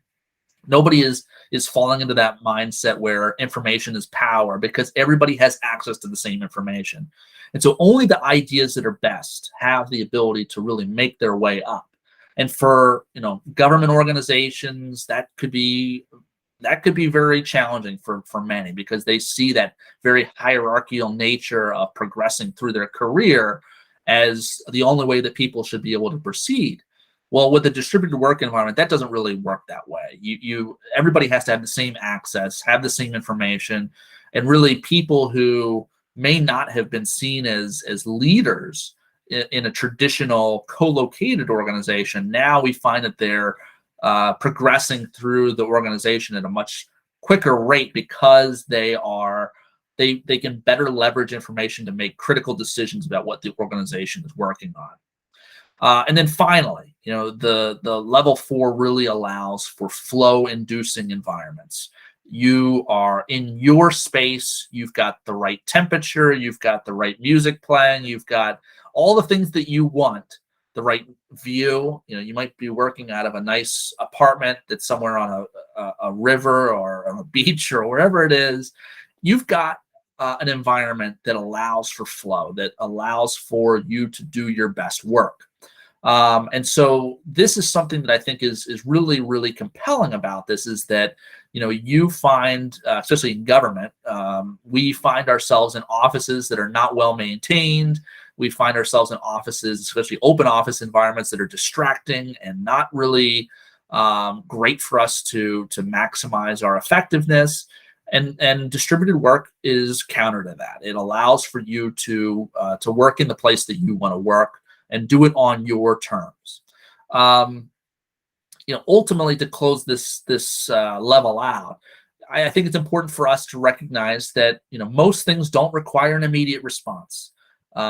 Even a lot of times during an emergency, they don't require an immediate response. And so having an asynchronous type of workflow and knowing when we need to shift into synchronous mode, when we've got either confusion about something or there's sort of a pressing issue that needs to be dealt with, the mode of communication should really reflect the urgency of the information. And that's not the way we use our platforms currently. We use chats and text messages that are really meant for more urgent types of synchronous communication. We use those in a way for things that are completely useless and irrelevant. And then we sometimes use email, which is more asynchronous in nature, for things that are seen as an emergency. And we wonder why we don't get a response in 2 weeks. So we really should consider that in the design of our information systems and flows.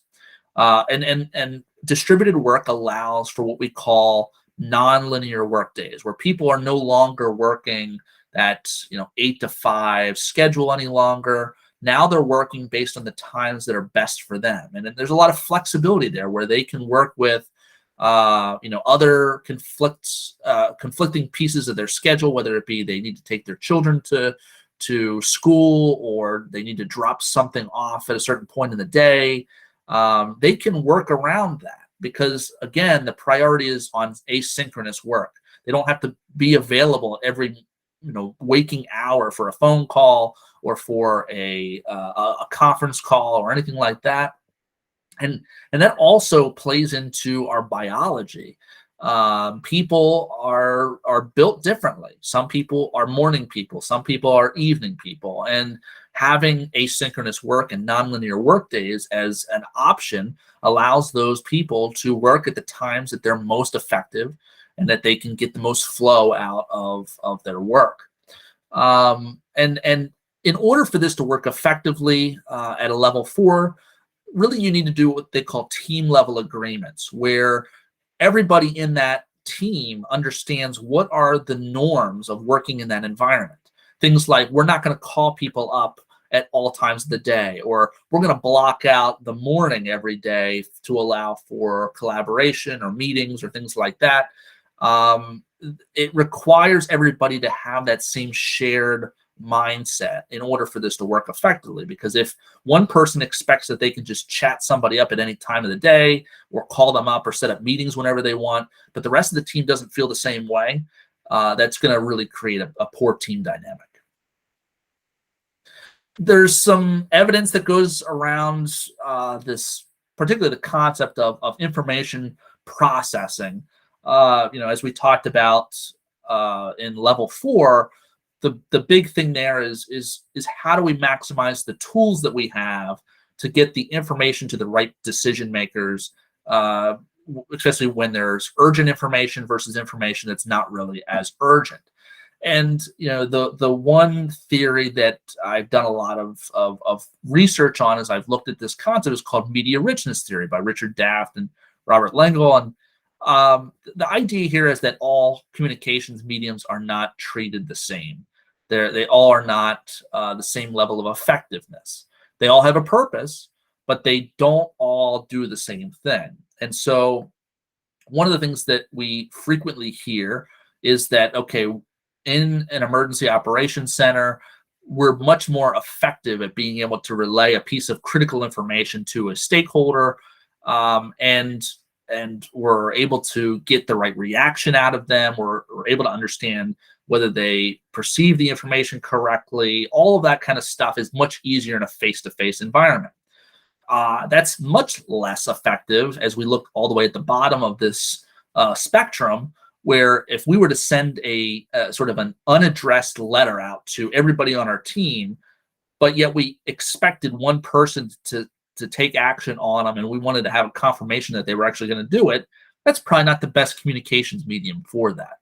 So as we move from face-to-face down through video conferencing and telephone calls and two-way radios, the media that we're using becomes much less rich. It becomes much leaner. And the idea there is that we need to understand that we're not going to get the same level of clarification or context around the critical information that we're trying to provide. And so when we're thinking about a virtual EOC and we're trying to relay some sort of a piece of important information, it may be more important for us to use video conferencing for that specific piece of information versus just sending an email out to the entire team where there might be questions or concerns or other things that weren't not expected. And we can look at the types of frequent virtual EOC platforms that exist out there and find where we would find some of these on the richness scale. For example, things like Zoom or other video conferencing tools are much more rich than our collaborative documents that we're creating in Google Docs. And so this is just something for us to think in the back of our head is will be much more effective for those critical pieces of information to use a much more rich medium and only using it for those purposes. If we overuse it, we reduce the value of that whole concept of asynchronous work and really the whole framework that we use for distributed work. Another way to look at this is around speeds of collaboration. Aaron Folletto-Casali in 2015 came up with this interesting framework for the common types of communication that occur in a distributed work environment, and broken into these three categories, which I think is really valid. The first one being real time, where you've got synchronous communication that goes back and forth, things like chats or video calls or a phone call.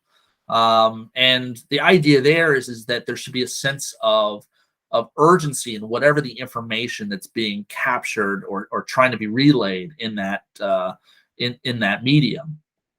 The next level is asynchronous, and the idea there is that we are now trying to provide the other people that are involved in our communications with some time to reflect, some time to think about what their response is going to be.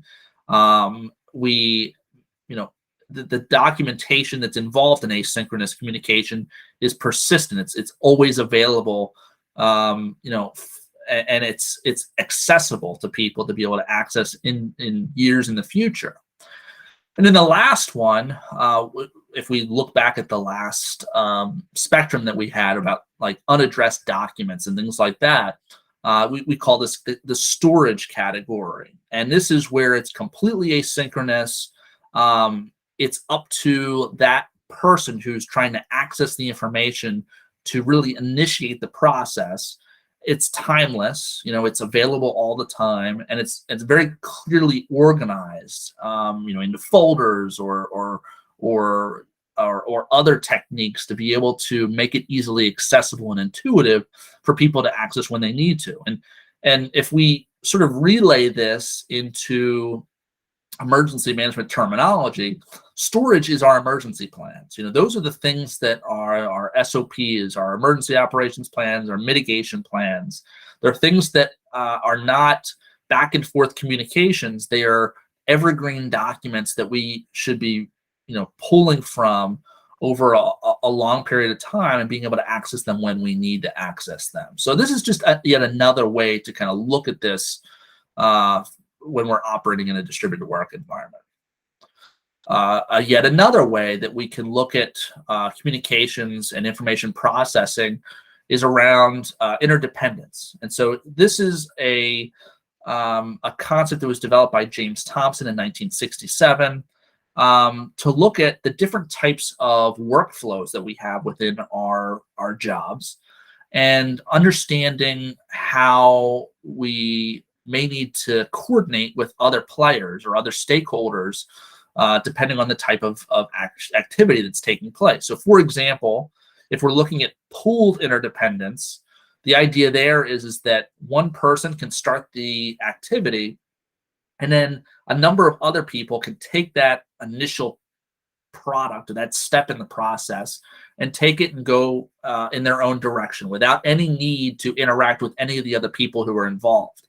And things like policies and procedures and plans work really well for that, where there's standardization and everybody's got rules as to how to complete their tasks without any of that need for interdependence between people. As we move higher in the interdependence, we might see something like sequential interdependence. I would say it's basically like an assembly line. So one person starts that activity, and then it goes to somebody else who does something else on that, and then it goes to somebody else who does something else on it. If we're looking in the emergency management space, this is sort of like a resource request where there's a workflow where somebody starts the resource request, it goes to somebody else for approval. Somebody else has to gain additional information about it. They have to understand the full specifications of whatever resource has been requested. And it has to go through this sequential process in order to get to the final step. And then the most highest level of interdependence is reciprocal, where this is more in the sense of you've got a major problem and you need to bring together a task force to figure out solutions to this. And in order to do this type of interaction, it may benefit from having an in-person, face-to-face meeting to work through those issues. And that's not to say that that's the only way it can be done. If you use a video conferencing tool, it'll be a less media-rich way of doing it, but it's still probably feasible. But you wouldn't want to try and engage in some sort of a reciprocal type of activity using emails. That's not an effective way to make this work. Yet, this is how we see this frequently play out, where you've got something that's requiring brainstorming or people to collaborate on something, and we use these techniques that are not really effective for us to really get done what needs to get done. So again, yet another way of looking at how we sort of deal with information processing in our work. And this applies not just for crisis situations like an EOC or an incident command post, but it also relates back to just day-to-day operations. If we're working on a plan or procedures or designing an exercise, there are better approaches to dealing with some of these issues rather than just sending emails back and forth all day, which is not really an effective approach.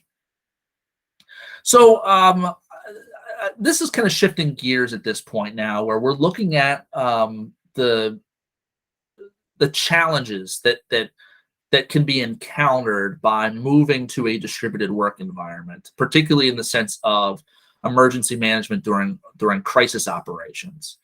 So there's a lot of literature out there that has defined the work that we do in disaster response as a complex adaptive system. This is a sort of it's not a buzzword, but it's something that I think many progressive emergency managers have been looking at in recent years, that we operate in complex adaptive systems.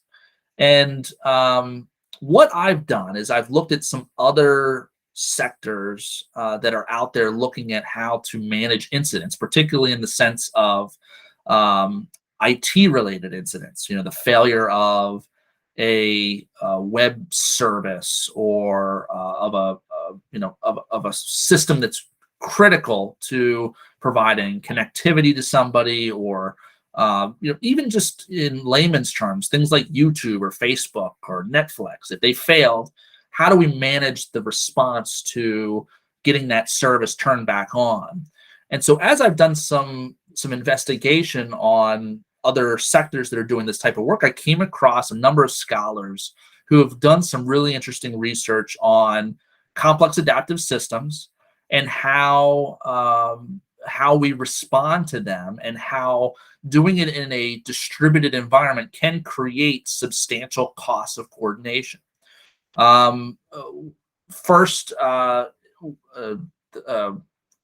Woods came up with sort of a theorem that says that as the complexity of a system increases, the accuracy of any single agent's own model of that system decreases rapidly. And what he's referencing there is that if we look at a disaster operation and all the players and things that are involved in it, each stakeholder in that disaster response only really understands a certain mental model of that whole complex system. And everybody else that's involved has their own mental model of that system. Nobody has a shared really sense of what's going on there. And because of that, and as it gets more complex, it becomes more and more concerning as to how we're going to coordinate the variety of expertise and resources that are involved in it.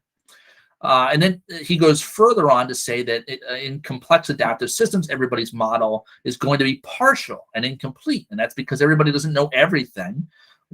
There's ultimately nobody out there in the disaster response world that has a full picture of every resource and piece of communication information that's flowing out there.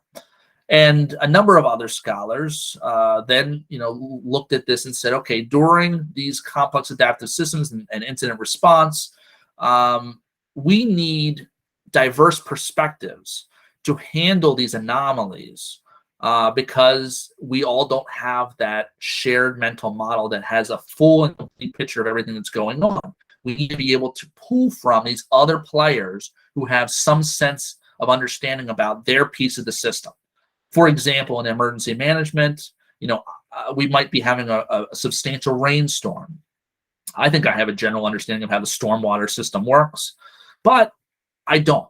And so I will rely on the person who's our stormwater engineer to provide some context and information and insight about that piece of the system and understand what impacts there are and how we can resolve some of the issues that have been encountered by this rainstorm or whatever the disaster is that we're dealing with. And so, we'll bring in additional stakeholders during a crisis situation that provide those diverse perspectives.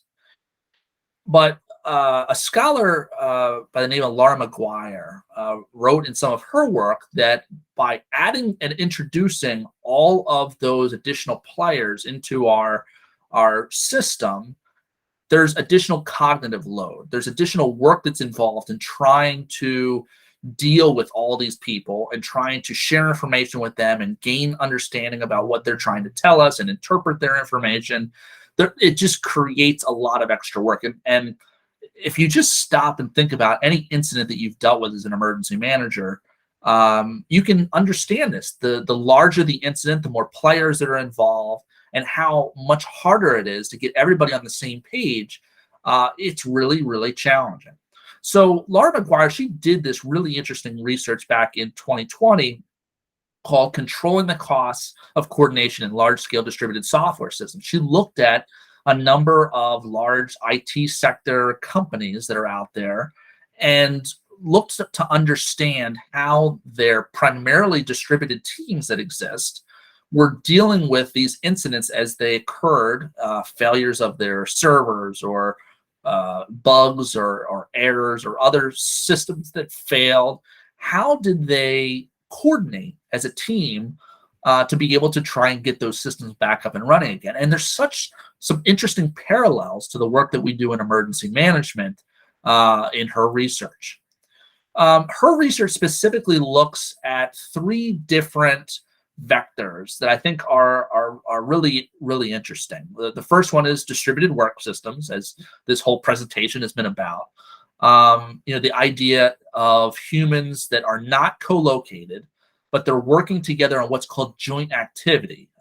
So if we've got some sort of an issue that we're trying to deal with, whether it be a storm response or we're trying to open up a shelter or something else like that in a disaster, if we've got multiple people involved in that work, it's called joint activity.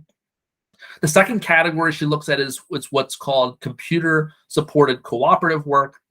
And there's a whole lot of additional research on that topic that's out there, really looking at the ways that humans use computers to work with other humans.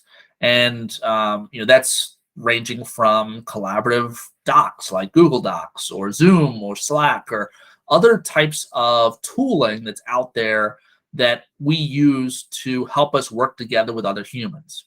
And then the final category that she looks at is joint cognitive systems. And this is where things start getting really interesting, going all the way back to the beginning of this session, because we are seeing an increasingly automated world that we're working out of now. And it's more and more frequent that we as emergency managers are going to be working side by side with machines and computers and artificial intelligence.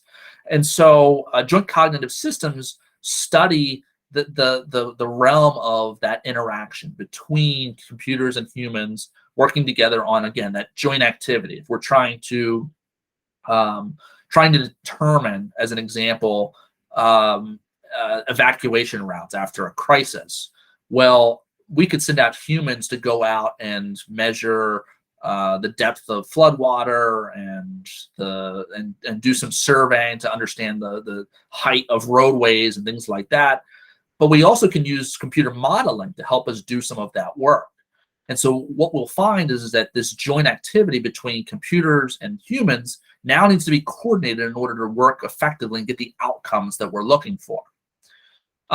So as we continue to automate more, the interaction between humans and machines is going to blur. And we're going to start to see all of these things really become more and more of an issue, and they're going to be more interconnected as we look at how we organize our workforces, how we design our incident management systems, and it's going to be because rather than thinking about our stakeholders and our peers and our workforces as one whole area, and then all of the systems and computers and sensors and all these other things as a whole nother area, really they all now just become the same cognitive agents. They're all now part of a much larger complex system. I think a good example of the work that's being done in this area, if we think about emergency management, DHS Science and Technology for a number of years had been putting funding and research into a tool called the Assistant for Understanding Data Through Reasoning, Extraction, and Synthesis, also known as AUDREY is the acronym. And I would say the easiest way to explain it is it's like an Alexa or a Google Assistant for first responders. And the idea is that you now have this assistant that can help you to try and understand information about the incident, about your patient, things like that.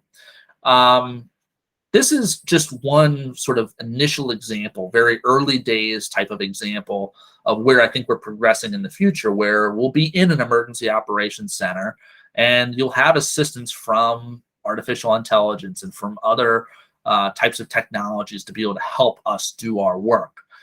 So this is going to become much more complicated. So Dr. Laura McGuire's work in 2020, which is really built upon years and years of work in human factors and joint cognitive systems and a number of other fields. She looked at the timeline of an incident, particularly in the case of her research, an IT-related incident, the failure of some sort of a critical service, web service, something like that. And the idea is you have this incident occurs, and as that incident progresses along and you start bringing on additional responders, you start recognizing that you need more types of expertise or assistance to be able to resolve whatever needs to be resolved. And because these organizations are typically working in a distributed environment, the IT sector has been one of the proponents of distributed work for a long time. Many of these players are working, off of the same types of tools that emergency managers had to quickly react and use during the COVID crisis. Things like Slack and Zoom and other types of tooling that's leveraged for distributed collaboration. But as you deal with the additional complexity of the incident and trying to bring on more stakeholders and responders to deal with the issue, the cognitive demands start to go up, because now you have to try and deal with all of the complexities of this incident, which is becoming more and more challenging, the additional people who are involved trying to understand and interpret their information. But as you bring on more and more people, you're also now dealing with more coordinated demands, because you have to share information with all these different players and find out what they're doing and make sure that everybody has a shared picture of what's happening so you're not duplicating work. And in an EOC or a war room or whatever the location that you're talking about, it's easy for you to just take a sort of a picture around the room visually to say, okay, here's what's going on in this environment. It's not as easy to do that in a distributed environment where your people are working off of chat rooms and things like that. And so this becomes extremely challenging. And this is what she calls the cost of coordination. The working in a distributed environment is much more challenging in a crisis situation with the wrong types of tooling and the wrong types of preparation and planning and shared understanding. If it's not done right, it actually creates more challenges than the benefits. And when we talk about cognitive work and coordinated work, these are some of the types of things that Dr. McGuire and Richard Cook talk about in their research. For example, on the cognitive side, here are the types of things that we frequently see in an emergency, trying to diagnose information and incidents and trying to figure out solutions for them, prioritizing what resources need to be moved around during a crisis, observing what's going on during the emergency situation, anticipating and preparing for issues that might pop up during our crisis situation. So as the incident becomes more and more complex, and as the incident progresses along, the cognitive workload goes up. But then on the coordinative side, as we bring on more responders, more team players in our EOC or in our war room, now we're also having to do things like delegate. We're having to get direction from our superiors, synchronize on activities that are taking place in the incident, updating information for our teammates, making sure that we're adding information into these systems. So all of this starts to increase because of the additional people that we bring on during the incident. So very interesting stuff that has a lot of similarities to the work that we do in emergency management. Now, the big thing that I think is really important for us to understand when we're looking at virtual emergency operations centers, or even, I don't know, we'll just say day-to-day within our emergency management agency, is that a lot of times we design systems that are clunky and they're kludgy. The idea that these systems work together is really just a fantasy, and that's because of our constraints that we deal with in government. I mean, we don't have all of the whole suite of tools and services that maybe a private sector company would have. I know in previous workplaces that I've worked in, they're still relying heavily on old school email servers, and they don't have access to things like Google Docs or Microsoft 365. So there's a lot of human aspect to connecting these systems and technologies, which creates big problems. And even the systems that we're using in some cases are not really intuitive. They're not really great for the purpose that they've been designed for. And so there's things like glitches that will occur, or there's delay.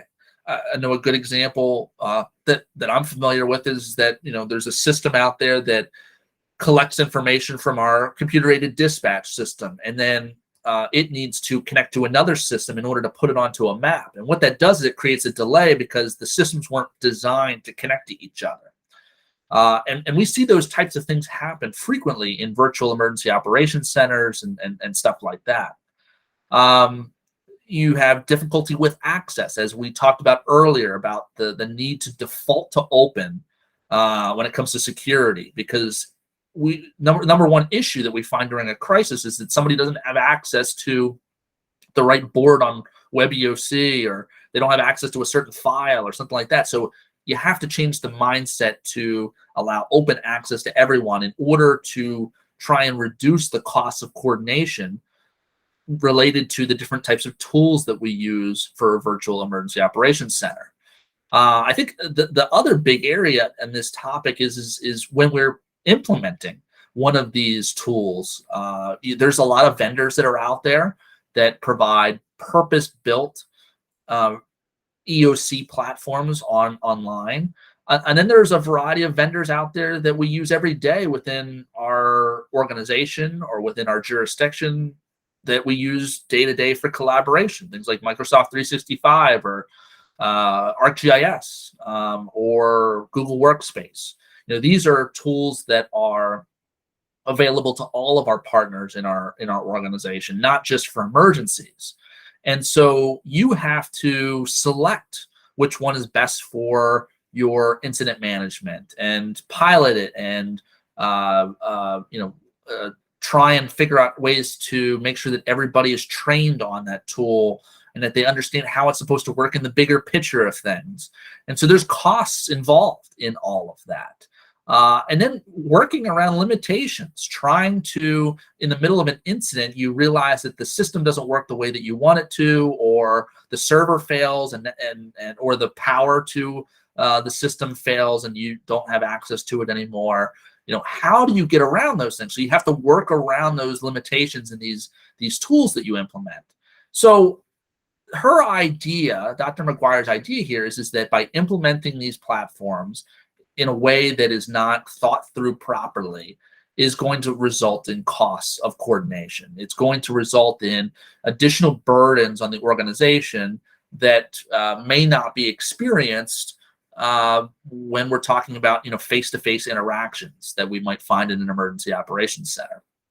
There are some ways to try and mitigate this and try and reduce the cost of coordination. I think the number one way that I promote when working with organizations on virtual EOCs is to promote the use of daily use platforms. So sure, there are purpose-built tools that are out there that exist for emergency managers, but we don't use those every day. And most of our partners that are not in emergency management use them even less than we do.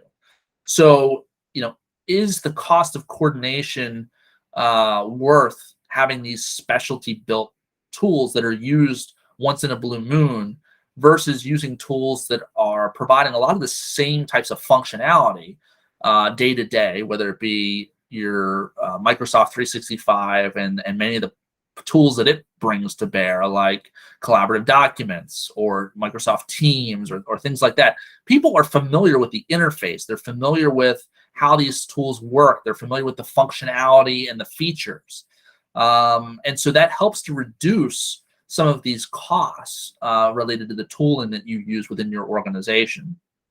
Now, it's important for us to recognize a couple of things. One is that as more and more functions are automated, going back to what I was talking about, using computers more for activities that were previously done with humans, there's more possibility for coordination costs because now you've got greater numbers of interactions between humans and machines. There's more possibility for failure. There's more possibility for incorrect use of the systems, or many of the things that you see up here on the screen that were not an issue when we were talking about human-human interaction. And there's a lot of research that is in a number of other fields that is related to this. I already discussed the one earlier, which is computer-supported cooperative work, but also the field of human-computer interaction or user interface design. Those are other areas that I think if people are interested in this topic, they can explore more to understand some of the ways that we can avoid some of these costs by designing better systems. When we're talking about joint activity, so this work that's necessary to be done by multiple people on a team, when we work jointly, it helps to distribute these costs across the participants. So not one single person is burdened with the entirety of this cost of coordination. But when we start interacting with these tools, whether it be a Web EOC or ArcGIS or Microsoft Teams, and particularly automation that comes along with some of these tools, it skews the costs. And so what ends up happening is that the coordination costs that are involved in these human-machine interactions, a lot of them go unnoticed, or they're exacerbated by the design of the tools. And so this is something that I think is really critical for us to recognize as we implement a system like this, is that it's not as simple as just saying, I'm going to go to this vendor, ask for them to set up this service for me, and then I turn it on and we're all done. There's just so much that's involved in making one of these platforms work for us during a crisis or during day-to-day operations within our organization. One thing that's important to note that's a positive about these tools that are out there is that they do help to support adaptive capacity, which is really the ability for an organization to really sort of deal with the cards that they've been dealt, try and figure out workarounds to barriers that have been put up, or to issues that have been encountered during a crisis. Because what it allows you to do is these tools provide a much more direct, easy access to those subject matter experts that have the skills and experience and knowledge that you need for your crisis response. So think about it this way. If we go all the way back to days where there were horses and buggies, and you had some sort of an emergency, and it was related to a dam perhaps, and there was only one person, one engineer that was 100 miles away that knew about that dam and how to fix whatever the problem was to prevent it from failing during this major rainstorm or something. Well, you didn't have phones, you didn't have Microsoft Teams, you didn't have any of these things. I mean, you had to go send somebody out to go find this guy and then bring him out, and by that point, the dam could have failed. Well, now, with these tools, you sort of have this wealth of connectivity to all these experts and systems that are out there that allow for additional adaptive capacity. Now you're much more suited to be able to bring the right expertise and knowledge to bear during your incident response that maybe you wouldn't have had without these tools. So it is something for us to consider as sort of a positive to modern incident management tools. So let's shift gears again in the inverse. So we've given you sort of a compelling argument as to why emergency managers should not do anything related to distributed work, because there's all these coordination costs and opportunities for failure and all of this stuff. Why should we bother? Why should we bother with this, and why should we even look at this as an opportunity? So if you've read Daniel Pink's book Drive, which is, I think, a popular book that is really, really good and definitely a worthwhile read, he presents three different things that drive motivation at work.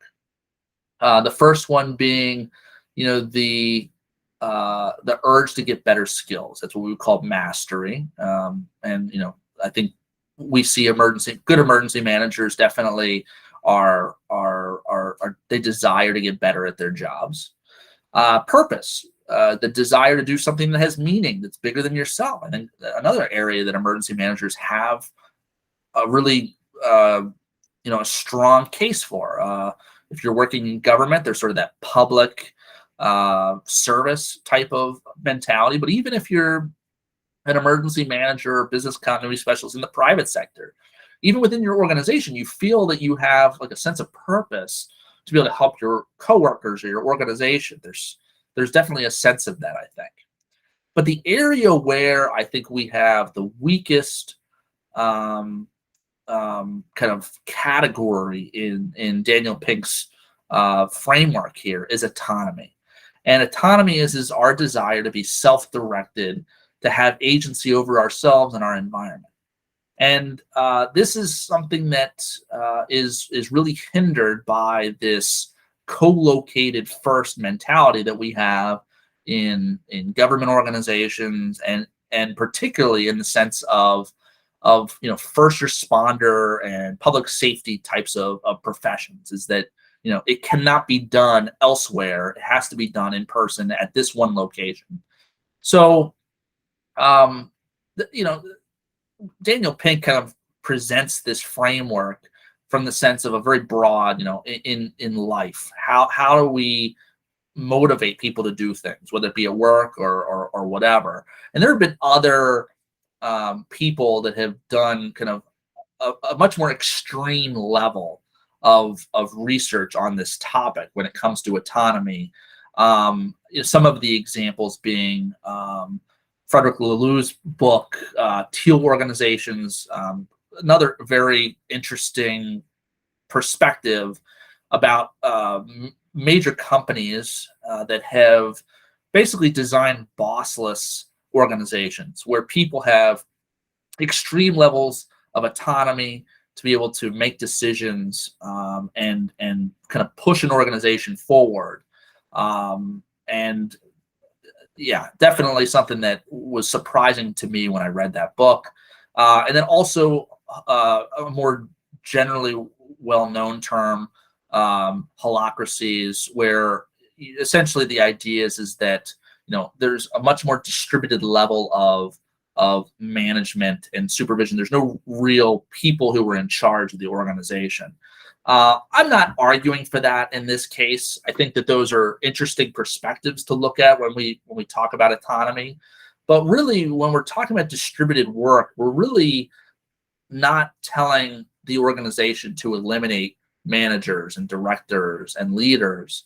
Really, we're just trying to ensure that staff have the resources that are necessary for them to be able to do their work without having to rely on 20 other people to ask simple things about how do I process my travel reimbursements. I mean, these are the types of things that really make it impossible for you to be self-directed, because you have to rely on others so frequently, so often, just because we've not built an environment that allows for self-service.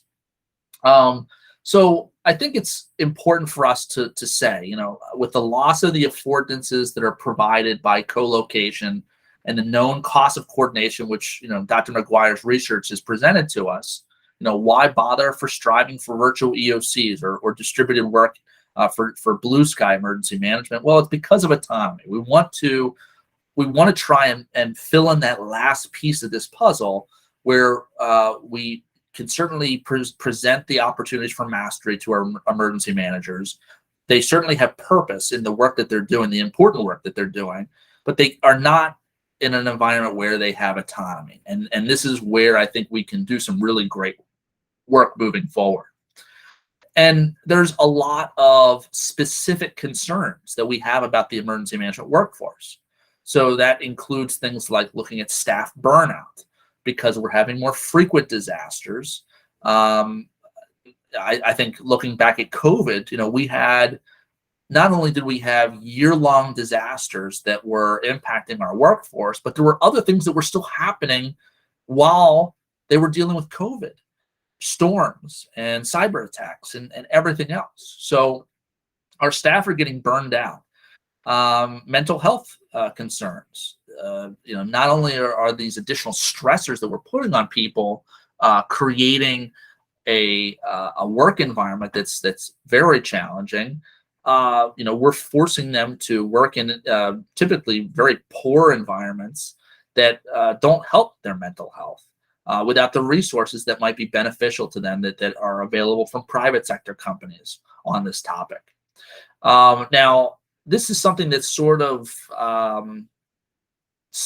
would say, is sort of like it's cooling down. But I would say if I gave this presentation maybe a year ago, we knew that there was a really challenging job environment. The whole Great Resignation and the shifting of positions was really crazy. I think it is cooling down, but because of that shift, what we have encountered was it really being impossible to recruit and hire people for emergency management positions. And I am dealing with this right now. I've got a position open that we've struggled to bring somebody on. And in government, we know that it's not easy to provide market value salaries or wage rates for people in comparison to the private sector. So how do you compete against those companies? Well, if they're allowing distributed work and allowing that type of flexibility and autonomy, and we're not, but yet saying, oh, well, by the way, we're not going to give you very good benefits or not very good pay, that's problematic. And then we also are experiencing great amounts of brain drain within our organizations. Many of the emergency managers that have been through the creation of the Homeland Security era, where you've seen this high emphasis on human-caused threats, things like terrorism and active shooters and things like that, are being replaced by a brand new set of emergency managers who are dealing with a whole nother set of complex challenges and hazards and threats. And so there's a need now to replace those folks and train those replacements to understand all the institutional knowledge within the organization. And our current approach to providing that transfer of knowledge is not great, mainly because of the lack of documentation and the lack of opportunities for people to get the flexibility and autonomy that they desire. And then the last threat here is really the concept of scope creep. Is we're seeing more emergency management agencies getting looped in, and probably the better term would be roped in on issues that are chronic stressors within a jurisdiction or within an organization. I think many jurisdictions are dealing with issues with the unhoused. The immigrant response is another area. Aging infrastructure, and these are areas that we know behind the scenes are stressors for our communities. But what we're finding is that emergency managers are commonly being seen as people who are going to have to try and resolve these issues because they've gotten either to a point where they're a crisis for the organization, or they're trying, the jurisdiction is trying to circumvent the bureaucracy, whether it be procurement or other things. And so they're throwing all these additional tasks onto emergency managers. And people are like, I didn't sign up to run shelters for the unhoused. I didn't sign up to do, to plan how the city is going to deal with failing mass transit infrastructure, which is something I had to deal with this past year. And so they're saying, I can find a better job doing something else. So there's definitely some concerns about the future of our EM workforce, that perhaps distributed work and the autonomy and flexibility that provides can really, provide us with some opportunities. Now, there are some opportunities with distributed work for emergency management. I think the number one is that people don't understand why we can promote distributed work in an environment where we're talking about the failure of communications infrastructure and connectivity. People look at distributed work and say, well, that can't be more resilient and adaptive to disasters, because what if the internet goes down?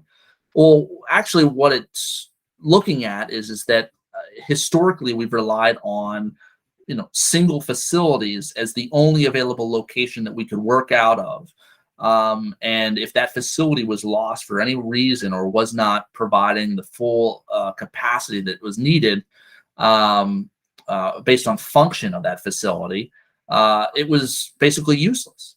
And so now we have new opportunities to leverage distributed technologies and collaboration to be able to enable our workforce to work from anywhere, regardless of whether they have been impacted by the disaster or not. So this is, I think, a positive for us if we look at distributed work.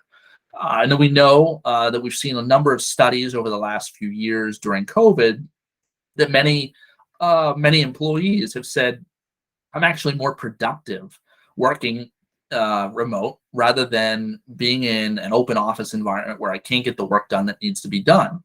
And this is being done through new digital collaboration tools that are effective for us to be able to share information and make decisions as needed throughout the day. And we also know that having a distributed first type of model allows for better engagement with our partners and stakeholders, because we're no longer focused around one single facility where we have people come for meetings or things like that. We are able to meet with anybody anywhere because we have the tools and technologies that allow us to connect with folks. And this is more on the extreme side, but if we really do follow the mindset of those companies who are really doing well in the distributed workspace, have mastered how they can get the most out of their workforce in this new distributed model, they're able to really benefit from diverse and expanded candidate pools. They, rather than just focused on the few professional emergency managers that might exist around their jurisdiction, now they can pull in professional emergency managers who may be located on the other coast of the United States. And I think a lot of people would argue to say, well, geez, if they're on the other side of the country, how are they going to be able to respond to disasters? How are they going to be able to how are they going to be able to show up at the scene during a crisis? And I think the argument that we would make is that really necessary in order to have an effective response?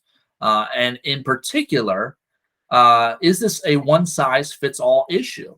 Especially if we look at some of the staff that are within an emergency management agency in the mitigation side of things, preparedness, recovery, or mission support, those staff could probably work elsewhere 99% of the time. Sure, you pull those staff in for EOC activations, but really, are they in need to be an arm's length away from the EOC at all times, all year?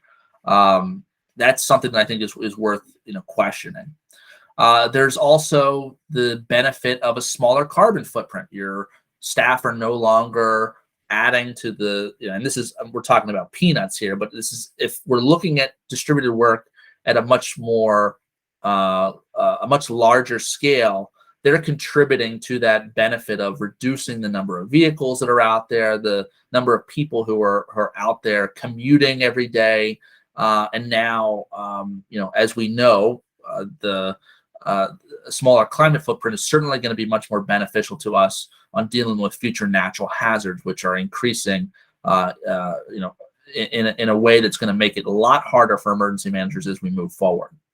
And then the final piece is individual cost savings. So by not having that commute, by enabling that employee to have an apartment somewhere that's much lower cost of living than they might find in an urban area, perhaps, it allows them to have much greater cost savings. that allows them to adapt to those lower salaries that we frequently find in government positions. And that's not to say that we shouldn't just start paying people more. I'm not making that argument, but I do think that this is a way to try and reduce the cost for our employees and make it more competitive, especially when looking at some of the higher paying jobs out there in this space.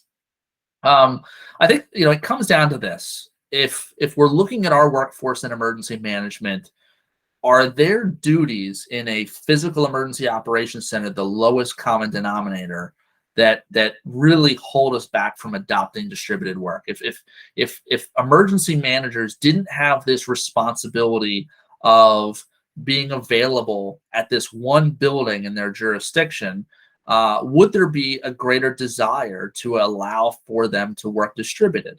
They're not out there, pulling cars over. They're not out there fighting fires. These are knowledge workers. These are people who are working behind the scenes.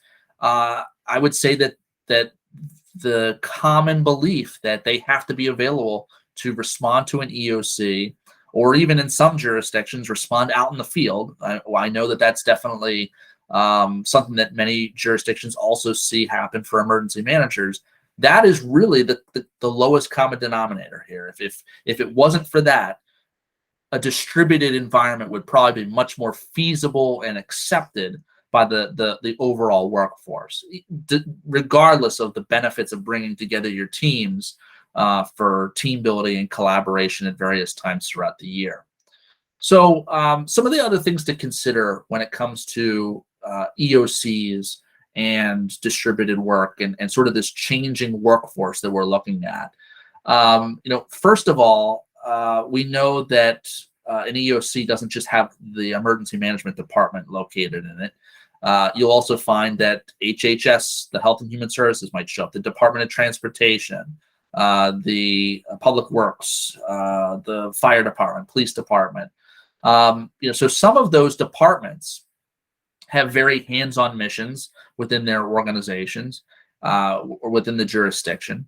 And so it's going to be very likely that they would be easy access to be able to show up and send a representative to the EOC. But what about those other representatives, like your finance department or human resources, who don't have to be there in person for the majority of the cases within that jurisdiction? If they had an expectation to be able to show up at your physical EOC in the past, now if there's a shift and more allowance to allow for distributed work, does that create problems for your EOC staffing? It may force you to really ensure that you have the ability for hybrid work environments for your EOC, because now you have employees that are working elsewhere in other states for your jurisdiction that have responsibilities for the EOC. And people might be watching this and saying, well, that would never happen. Well, guess what? It already is happening. There are large urban jurisdictions out there that are hiring people from out of state because they cannot find candidates for some of their low-paying jobs that they're trying to fill these gaps by hiring people from outside. And in the great majority of cases, it's people who are doing equivalent work to what could be found in the private sector, analysts and human resources specialists and financial specialists that you can really pull from a much more diverse and expanded candidate pool by doing that. And so if those were people that were EOC representatives, now you have to figure out how to ensure that they're integrated into your physical EOC operations. I think finally, I would say, the emergency management culture a lot of times comes from, the workforce that we're typically dealing with. And that's, a workforce that's heavy on the military side, heavy on the former fire service, former law enforcement. And particularly in military and the fire service, those are professions that are team environments, especially from the fire department perspective. unless you get detailed out to the fire marshal's office or some sort of a specialty unit, the first day that you arrive in the fire department, you're working in a team. You're working on a crew. And you are always in that type of an environment all throughout your career for the most part. And when that person, after they've spent a career in the fire service, 20, 25 years, decides I'm interested in getting involved in emergency management, a lot of times that culture is burned in. And I think a lot of times it's tough for them to think about how emergency management can be done in a completely different way, because there's such a desire to have that type of work being done in the same way that it's been done for ages. And so that's something I think for us to consider if this is an area that we continue to explore as a profession, is how do we counter some of those long-standing models of public safety and the military that we get a large percentage of our employees from, that are familiar with and comfortable with working in in-person environments, co-located environments, and that would not really desire this type of distributed work type of environment. So the concept of designing virtual emergency operations is imperative, and we have to do this right. And we certainly were able to throw things together during COVID. We were able to get through and build virtual EOCs and set up conference calls and do what we needed to do to try and provide some level of safety for our employees, and at least provide some basic functionality that we might find in an in-person EOC environment. Some jurisdictions and organizations never did that. They were working in a physical EOC the entire time, but for the most part, many found ways to work around that and provide virtual collaboration environments. But this has changed the expectations on the way that we work in emergency management, and really in general. People now expect that there's flexibility in the way that they work and how they work, because of what we've seen from COVID-19. And so I think the challenge is that people prior to COVID were already busy. They were already stretched thin with too many projects, too many things going on. And then we decided to throw even more on their plate. And I know from examples of jurisdictions, that they have administration changes. And so you get a new leader on board. And in addition to dealing with all of the other stuff that jurisdiction, that organization had been working on, they go and they throw a 100-day plan on that team and say, here are all the other things that I want you to do. Okay, great. Now I've got to add all of this kind of stuff. And then during COVID, we had the constant emergency operations, whether it be due to civil unrest or the pandemic or cyber attacks or whatever, and then also trying to maintain our emergency management program activities through training and exercises. And that became even more pressing in year 2 or 3 of the pandemic, where some of our accreditation requirements and regulatory requirements started coming up. And now we couldn't say any longer, oh, well, it's COVID. We don't have to do those things anymore. Now you're dealing with COVID and cyber attacks and storms and all of the other blue sky responsibilities that you have. And even more complicated, you are trying to balance hybrid environments, which is, I think, more complicated than just doing one or the other, whether it be in-person only or distributed only, because now you're trying to balance when people are coming into the office and who's in the office for a certain meeting and needs to have connectivity to 10 other people who are not in the office. Basically, we have created an environment over the last few years that is almost impossible for us to ensure that we sustain our workforce. And especially if we're working at that level 2, which I had mentioned earlier, is that approach of just trying to do distributed work in a way that mimics our in-person environment, we're going to have recruitment and retention challenges. We're not going to be able to keep our workforce because we're going to drive them crazy. They're not going to be able to sustain this workload and this burden that that we're putting on them because of the way that we're operating. So designing this right is really important. It's really important for us to get past level 2 and move into level 3 and 4 and beyond. Because this is something that we are going to have to do as we start to see stressors on our ability to recruit and retain people. There's a couple of other concepts here that I think are worth just mentioning.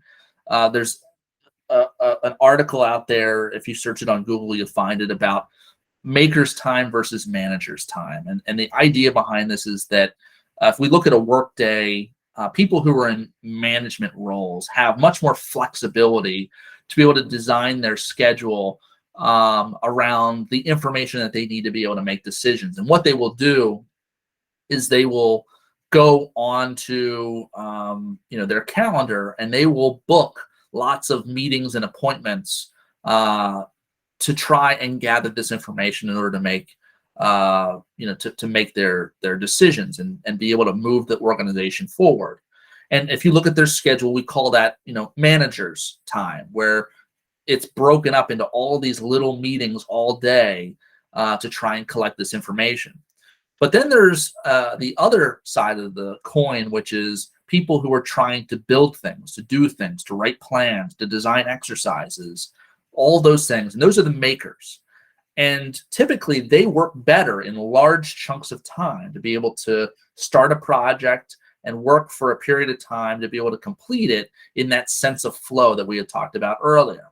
And so being disrupted constantly by these meetings from supervisors and managers, because there's that sense of urgency that we need to gather that information to be able to make decisions, is always in conflict. So that idea behind manager's time and maker's time is something to consider when looking at the different perspectives that your supervisors and managers will have versus the workers in your organization.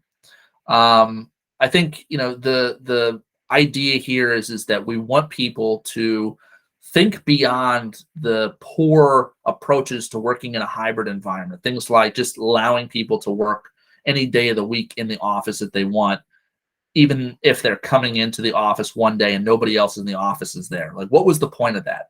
You spent time commuting there, the money for the gas, the aggravation. Why do we do that? Those are things that I think are killing our workforce that we really need to consider differently. So let's close this out with level 5. Level 5 is what Matt Mullenweg explains is almost theoretical. It's aspirational. It's nirvana. And the idea here is that in this sense, work is being done in a distributed environment better than any in-person organization could do it. And even he says that his organization is not operating at this level. He says he's at a level 4 and is striving to enable a work environment that is better than any in-person organization could really provide. And the sense here is that wellness and mental health, bringing people's best self, their highest creativity, work-induced or flow-inducing environments, that is the priority with this level 5.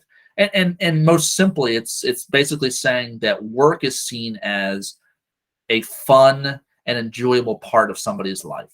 It's no longer seen as a chore. It's no longer seen as a bad part of somebody's day. It is designed in a way to enable people to be their best selves. And again, we talk about this from an aspirational standpoint. People say, well, there still needs to be people out there that clean the toilets in the EOC. There still needs to be people out there to do the grant paperwork, to do the financial reimbursements, all these terrible jobs that we're talking about. And I think with advancements in artificial intelligence and machine learning. I think with the additional things that we've seen with robotics and automation, I think a lot of those mundane tasks that we don't like will go away. And from some of the things we've seen in the last few weeks with ChatGPT, I think that could be sooner than later.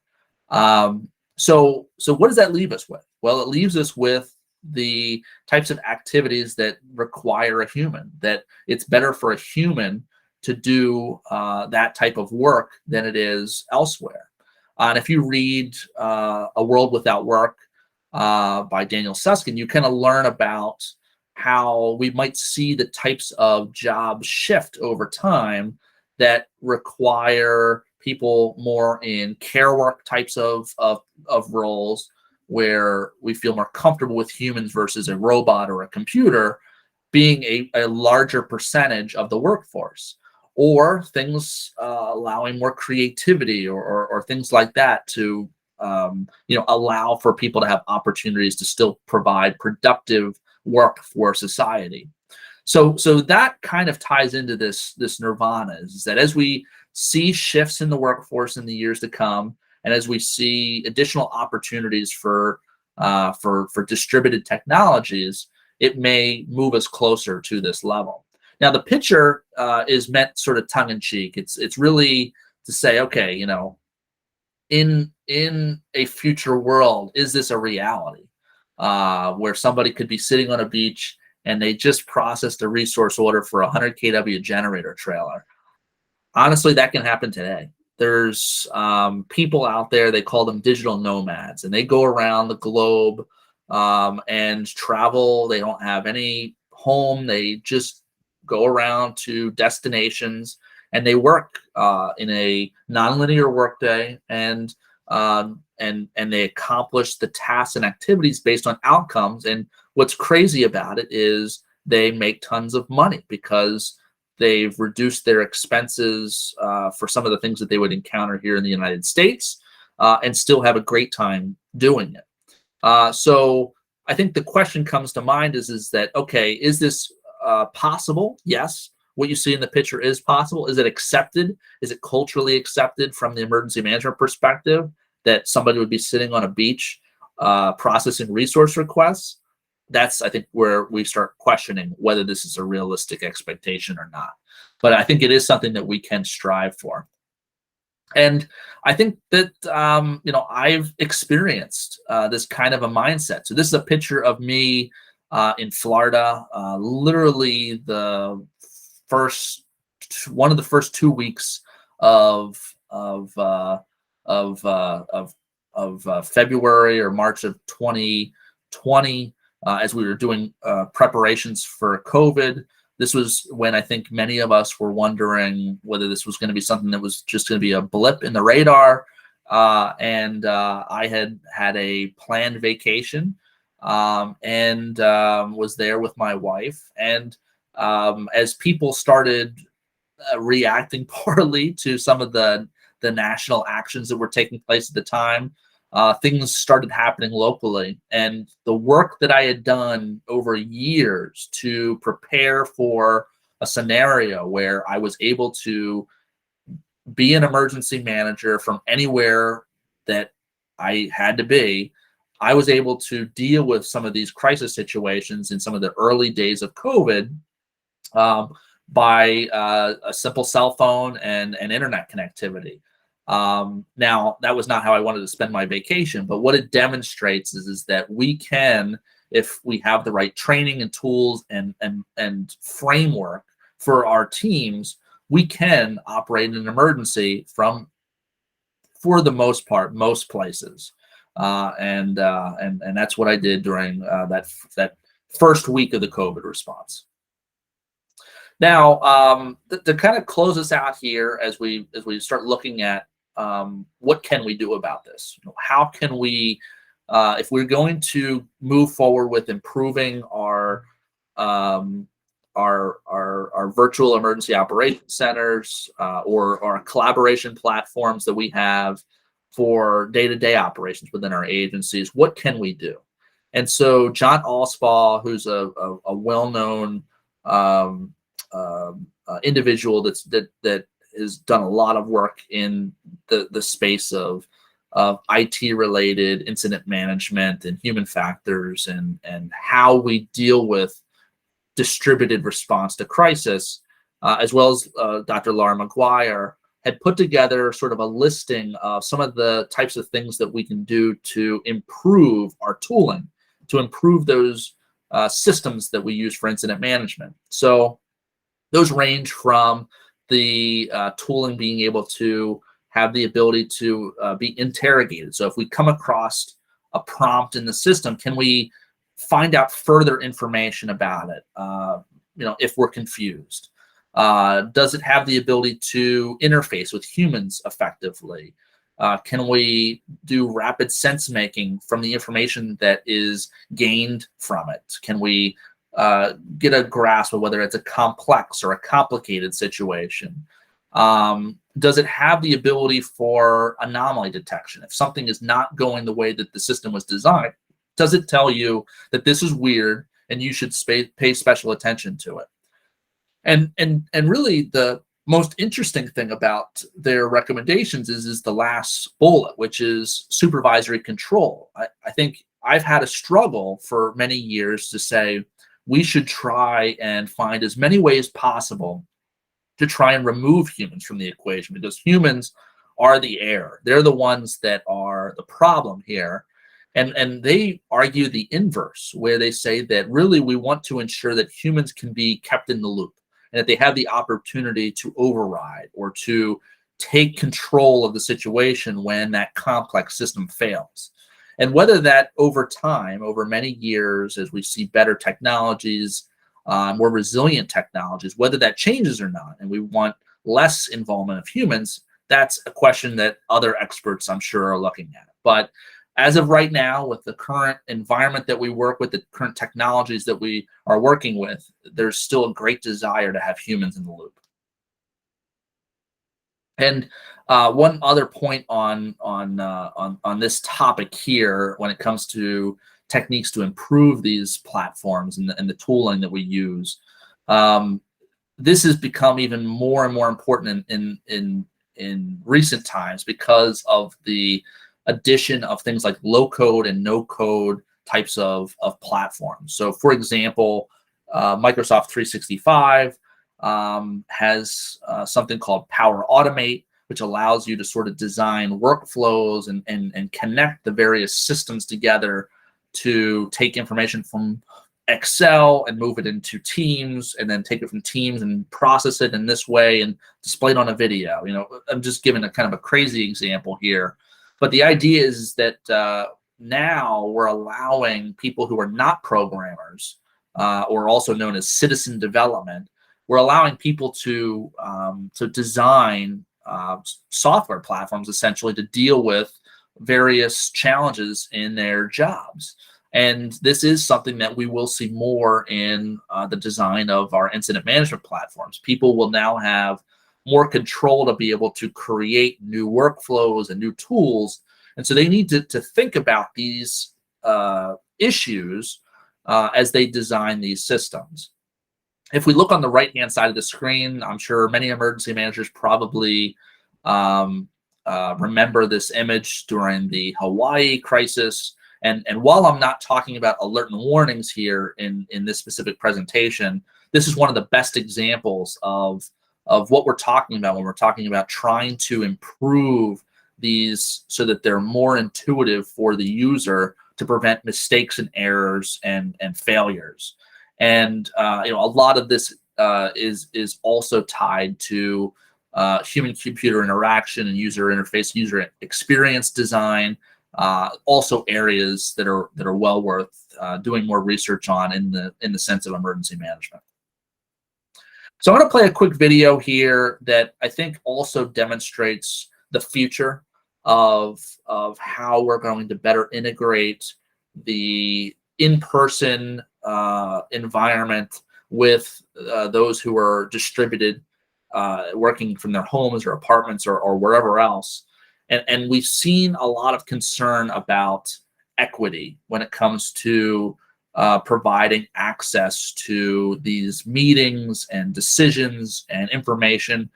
If everybody's on the same playing field, whether it be in person or distributed, it's fairly simple because you're designing systems to allow for equal access. But if some people are in the office and many are not, how do we try and create some equity there to enable everybody to work in a way that doesn't leave people out as they work towards critical issues? And Google has done some interesting work in this space to design some new technologies that actually are fairly impressive at creating an actual environment that looks like a person is sitting there in front of you, but they are literally distributed elsewhere, somewhere, and being connected over the internet. Really, really impressive stuff. So I'll play this video, which is sort of a case of what we can see in the future. Darlene is my younger sister, and the last time I saw her was well over a year ago. Not being able to see my nephew in person is like, it makes me sad.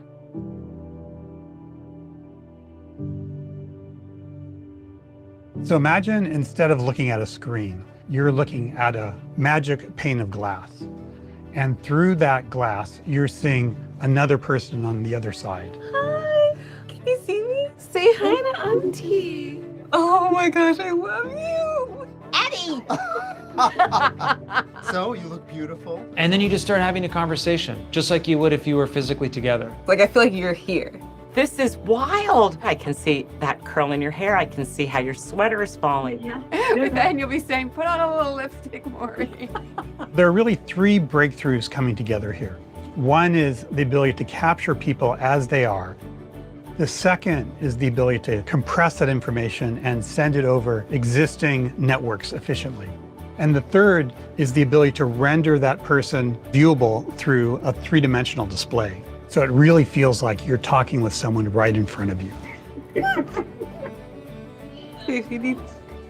We see this as a first step at applying technology to solve that really important problem that we often want to be together and we can't. Don't say goodbye. Don't go away. That was mind-blowing. I've seen a lot, but I've never seen this. I felt like she was present, and I felt like I was present in that moment too. It was like she was here. Bye. Darlene. So I think what's interesting about that technology is that I could envision a future where an emergency operations center has something like that built in on a side of the room, allowing for not only the people who are sitting there at the various pods, or if you're sitting in auditorium seating in the EOC, not only having them there in the room in person, but having almost a similar suite being virtually displayed on another side of the room. It's really some interesting stuff. That's from about a year ago, so who knows how much improvement they've made since then. It's probably even better than that demo. So I think if I haven't convinced you yet that distributed work is an important area for emergency management to explore and to become proficient in, I think this is my final selling point. Emergency management and EOCs in particular have been in the business of distributed coordination for a long time. And many times it's balancing centralized coordination inside the walls and decentralized coordination with numerous stakeholders outside of the walls. I mean, we should be able to get this one right. Working distributed is a forcing function to improve our ability to coordinate in a distributed environment during a crisis. If we're good at distributed work day to day in managing our preparedness and our mitigation and our recovery programs, we should be really good at managing the various levels of government, the various entities that are out there that we have to engage with during a crisis, the various EOCs, command posts, shelters, you name it. We're already doing that. And if you read after action report, after action report, after action report, you will find that that is the #1 area that we will typically fail, is coordination and communication. People are not sharing information effectively. They're not looping in the right people when they need to. And I believe it's because we don't design people to succeed in that type of environment. We are so focused on co-location and trying to improve our capabilities to operate and coordinate in a co-located environment that we don't have enough emphasis on improving the distributed coordination efforts that are required in our marble cake style federalism distributed emergency management system that exists in the United States. And I think also we've recognized that our organizational structures, the hierarchical types of structures that we see in the incident command system, and even in EOCs, they are frequently challenged by the dynamic, complex, adaptive systems that we deal with during a crisis. And there's plenty of literature out there that talks about the struggles of ICS in the space of emergency management, and that there's a need for much more network style structures. And the only way to do that is by flattening the org structure. And the only way you can flatten the org structure is by putting everybody on the same playing field. And that's through distributed coordination, having everybody able to communicate with each other, to share information with each other, and doing it in a way that it's not chaos and dysfunction. This is something that many skeptics say is distributed. Does it work at scale? If you get larger and larger incidents, can you have more and more distribution? I would make the alternate argument and say that, does co-location work at scale? I think we can argue that it doesn't, and it doesn't because we see that there are already constraints in the way that we do this day to day all the time. We can't fit everybody that we need to work with in our EOC. The incident command post that's on the back of a pickup truck, only has a few of the critical stakeholders that need to be involved in that incident. And so what we find is that because we don't have the skills, we don't have the technologies, we don't have the tooling to be able to do distributed work well, we fail at it. And we find ourselves in environments where somebody wasn't kept in the loop, they didn't understand what was going on, we forgot to document something, and at the end of the whole situation, we write an after-action report and say, well, guys, we didn't do well on our communications and our coordination. So working in a distributed work environment day to day and focusing the future of emergency management around the necessary skills to be proficient in that space will help to support our ability to work in a distributed environment during a crisis. Every company that exists out there on the globe, in most cases, they are already a remote company. If they have more than one office, or they operate a company across more than one floor in a building, or they conduct work while traveling, they're a remote company. And we can make the argument that it behooves all these firms to adopt remote first policies. And the same goes for emergency management agencies. We are working in a variety of settings. We're not all in the same room day to day. And so we should really get good at this to ensure that we're good at it during a crisis situation. Now, I think the picture that you see here on the screen is probably the best one that I was able to find quickly on Google as I was designing this presentation. But we can say that this is an oversimplification.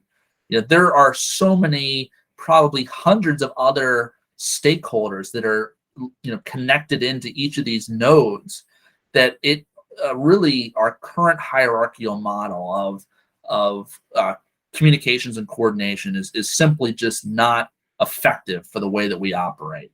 And so how can we improve it? We can improve it through distributed work.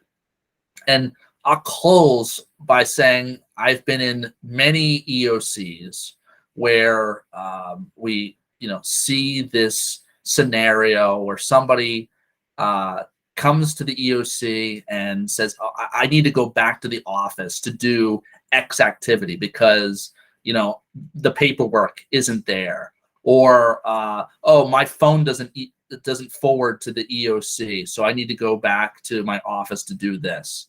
And so even the technologies and the investment that we put into our EOCs still do not enable a flawless ability for us to work in a centralized command and control structure. There's still glitches and issues that we have to overcome where people can't do what they need to do in that space. So how can we make it better for them to work in the place that works the best for them and that has the right technologies and environment for them to succeed in their space? So we cannot change the human condition, but we can change the conditions under which humans work. James Reason, he is a well-known scholar in the human factors world, and I think this really kind of closes us out well. There are opportunities for emergency management to take this to the next level, and we've seen certain organizations across the country really do this well. Is this something that, as a profession, we can say is really the future of emergency management? We should be known in comparison to our public safety and public health partners as the profession that can work from anywhere, that can work under any circumstances, regardless of having the right facilities or technologies available to us. Now, because this isn't a traditional webinar, there's not an opportunity for questions and answers, but I do want to make the availability for any questions. Just shoot me an email and I'd be happy to touch base with you. Thank you very much.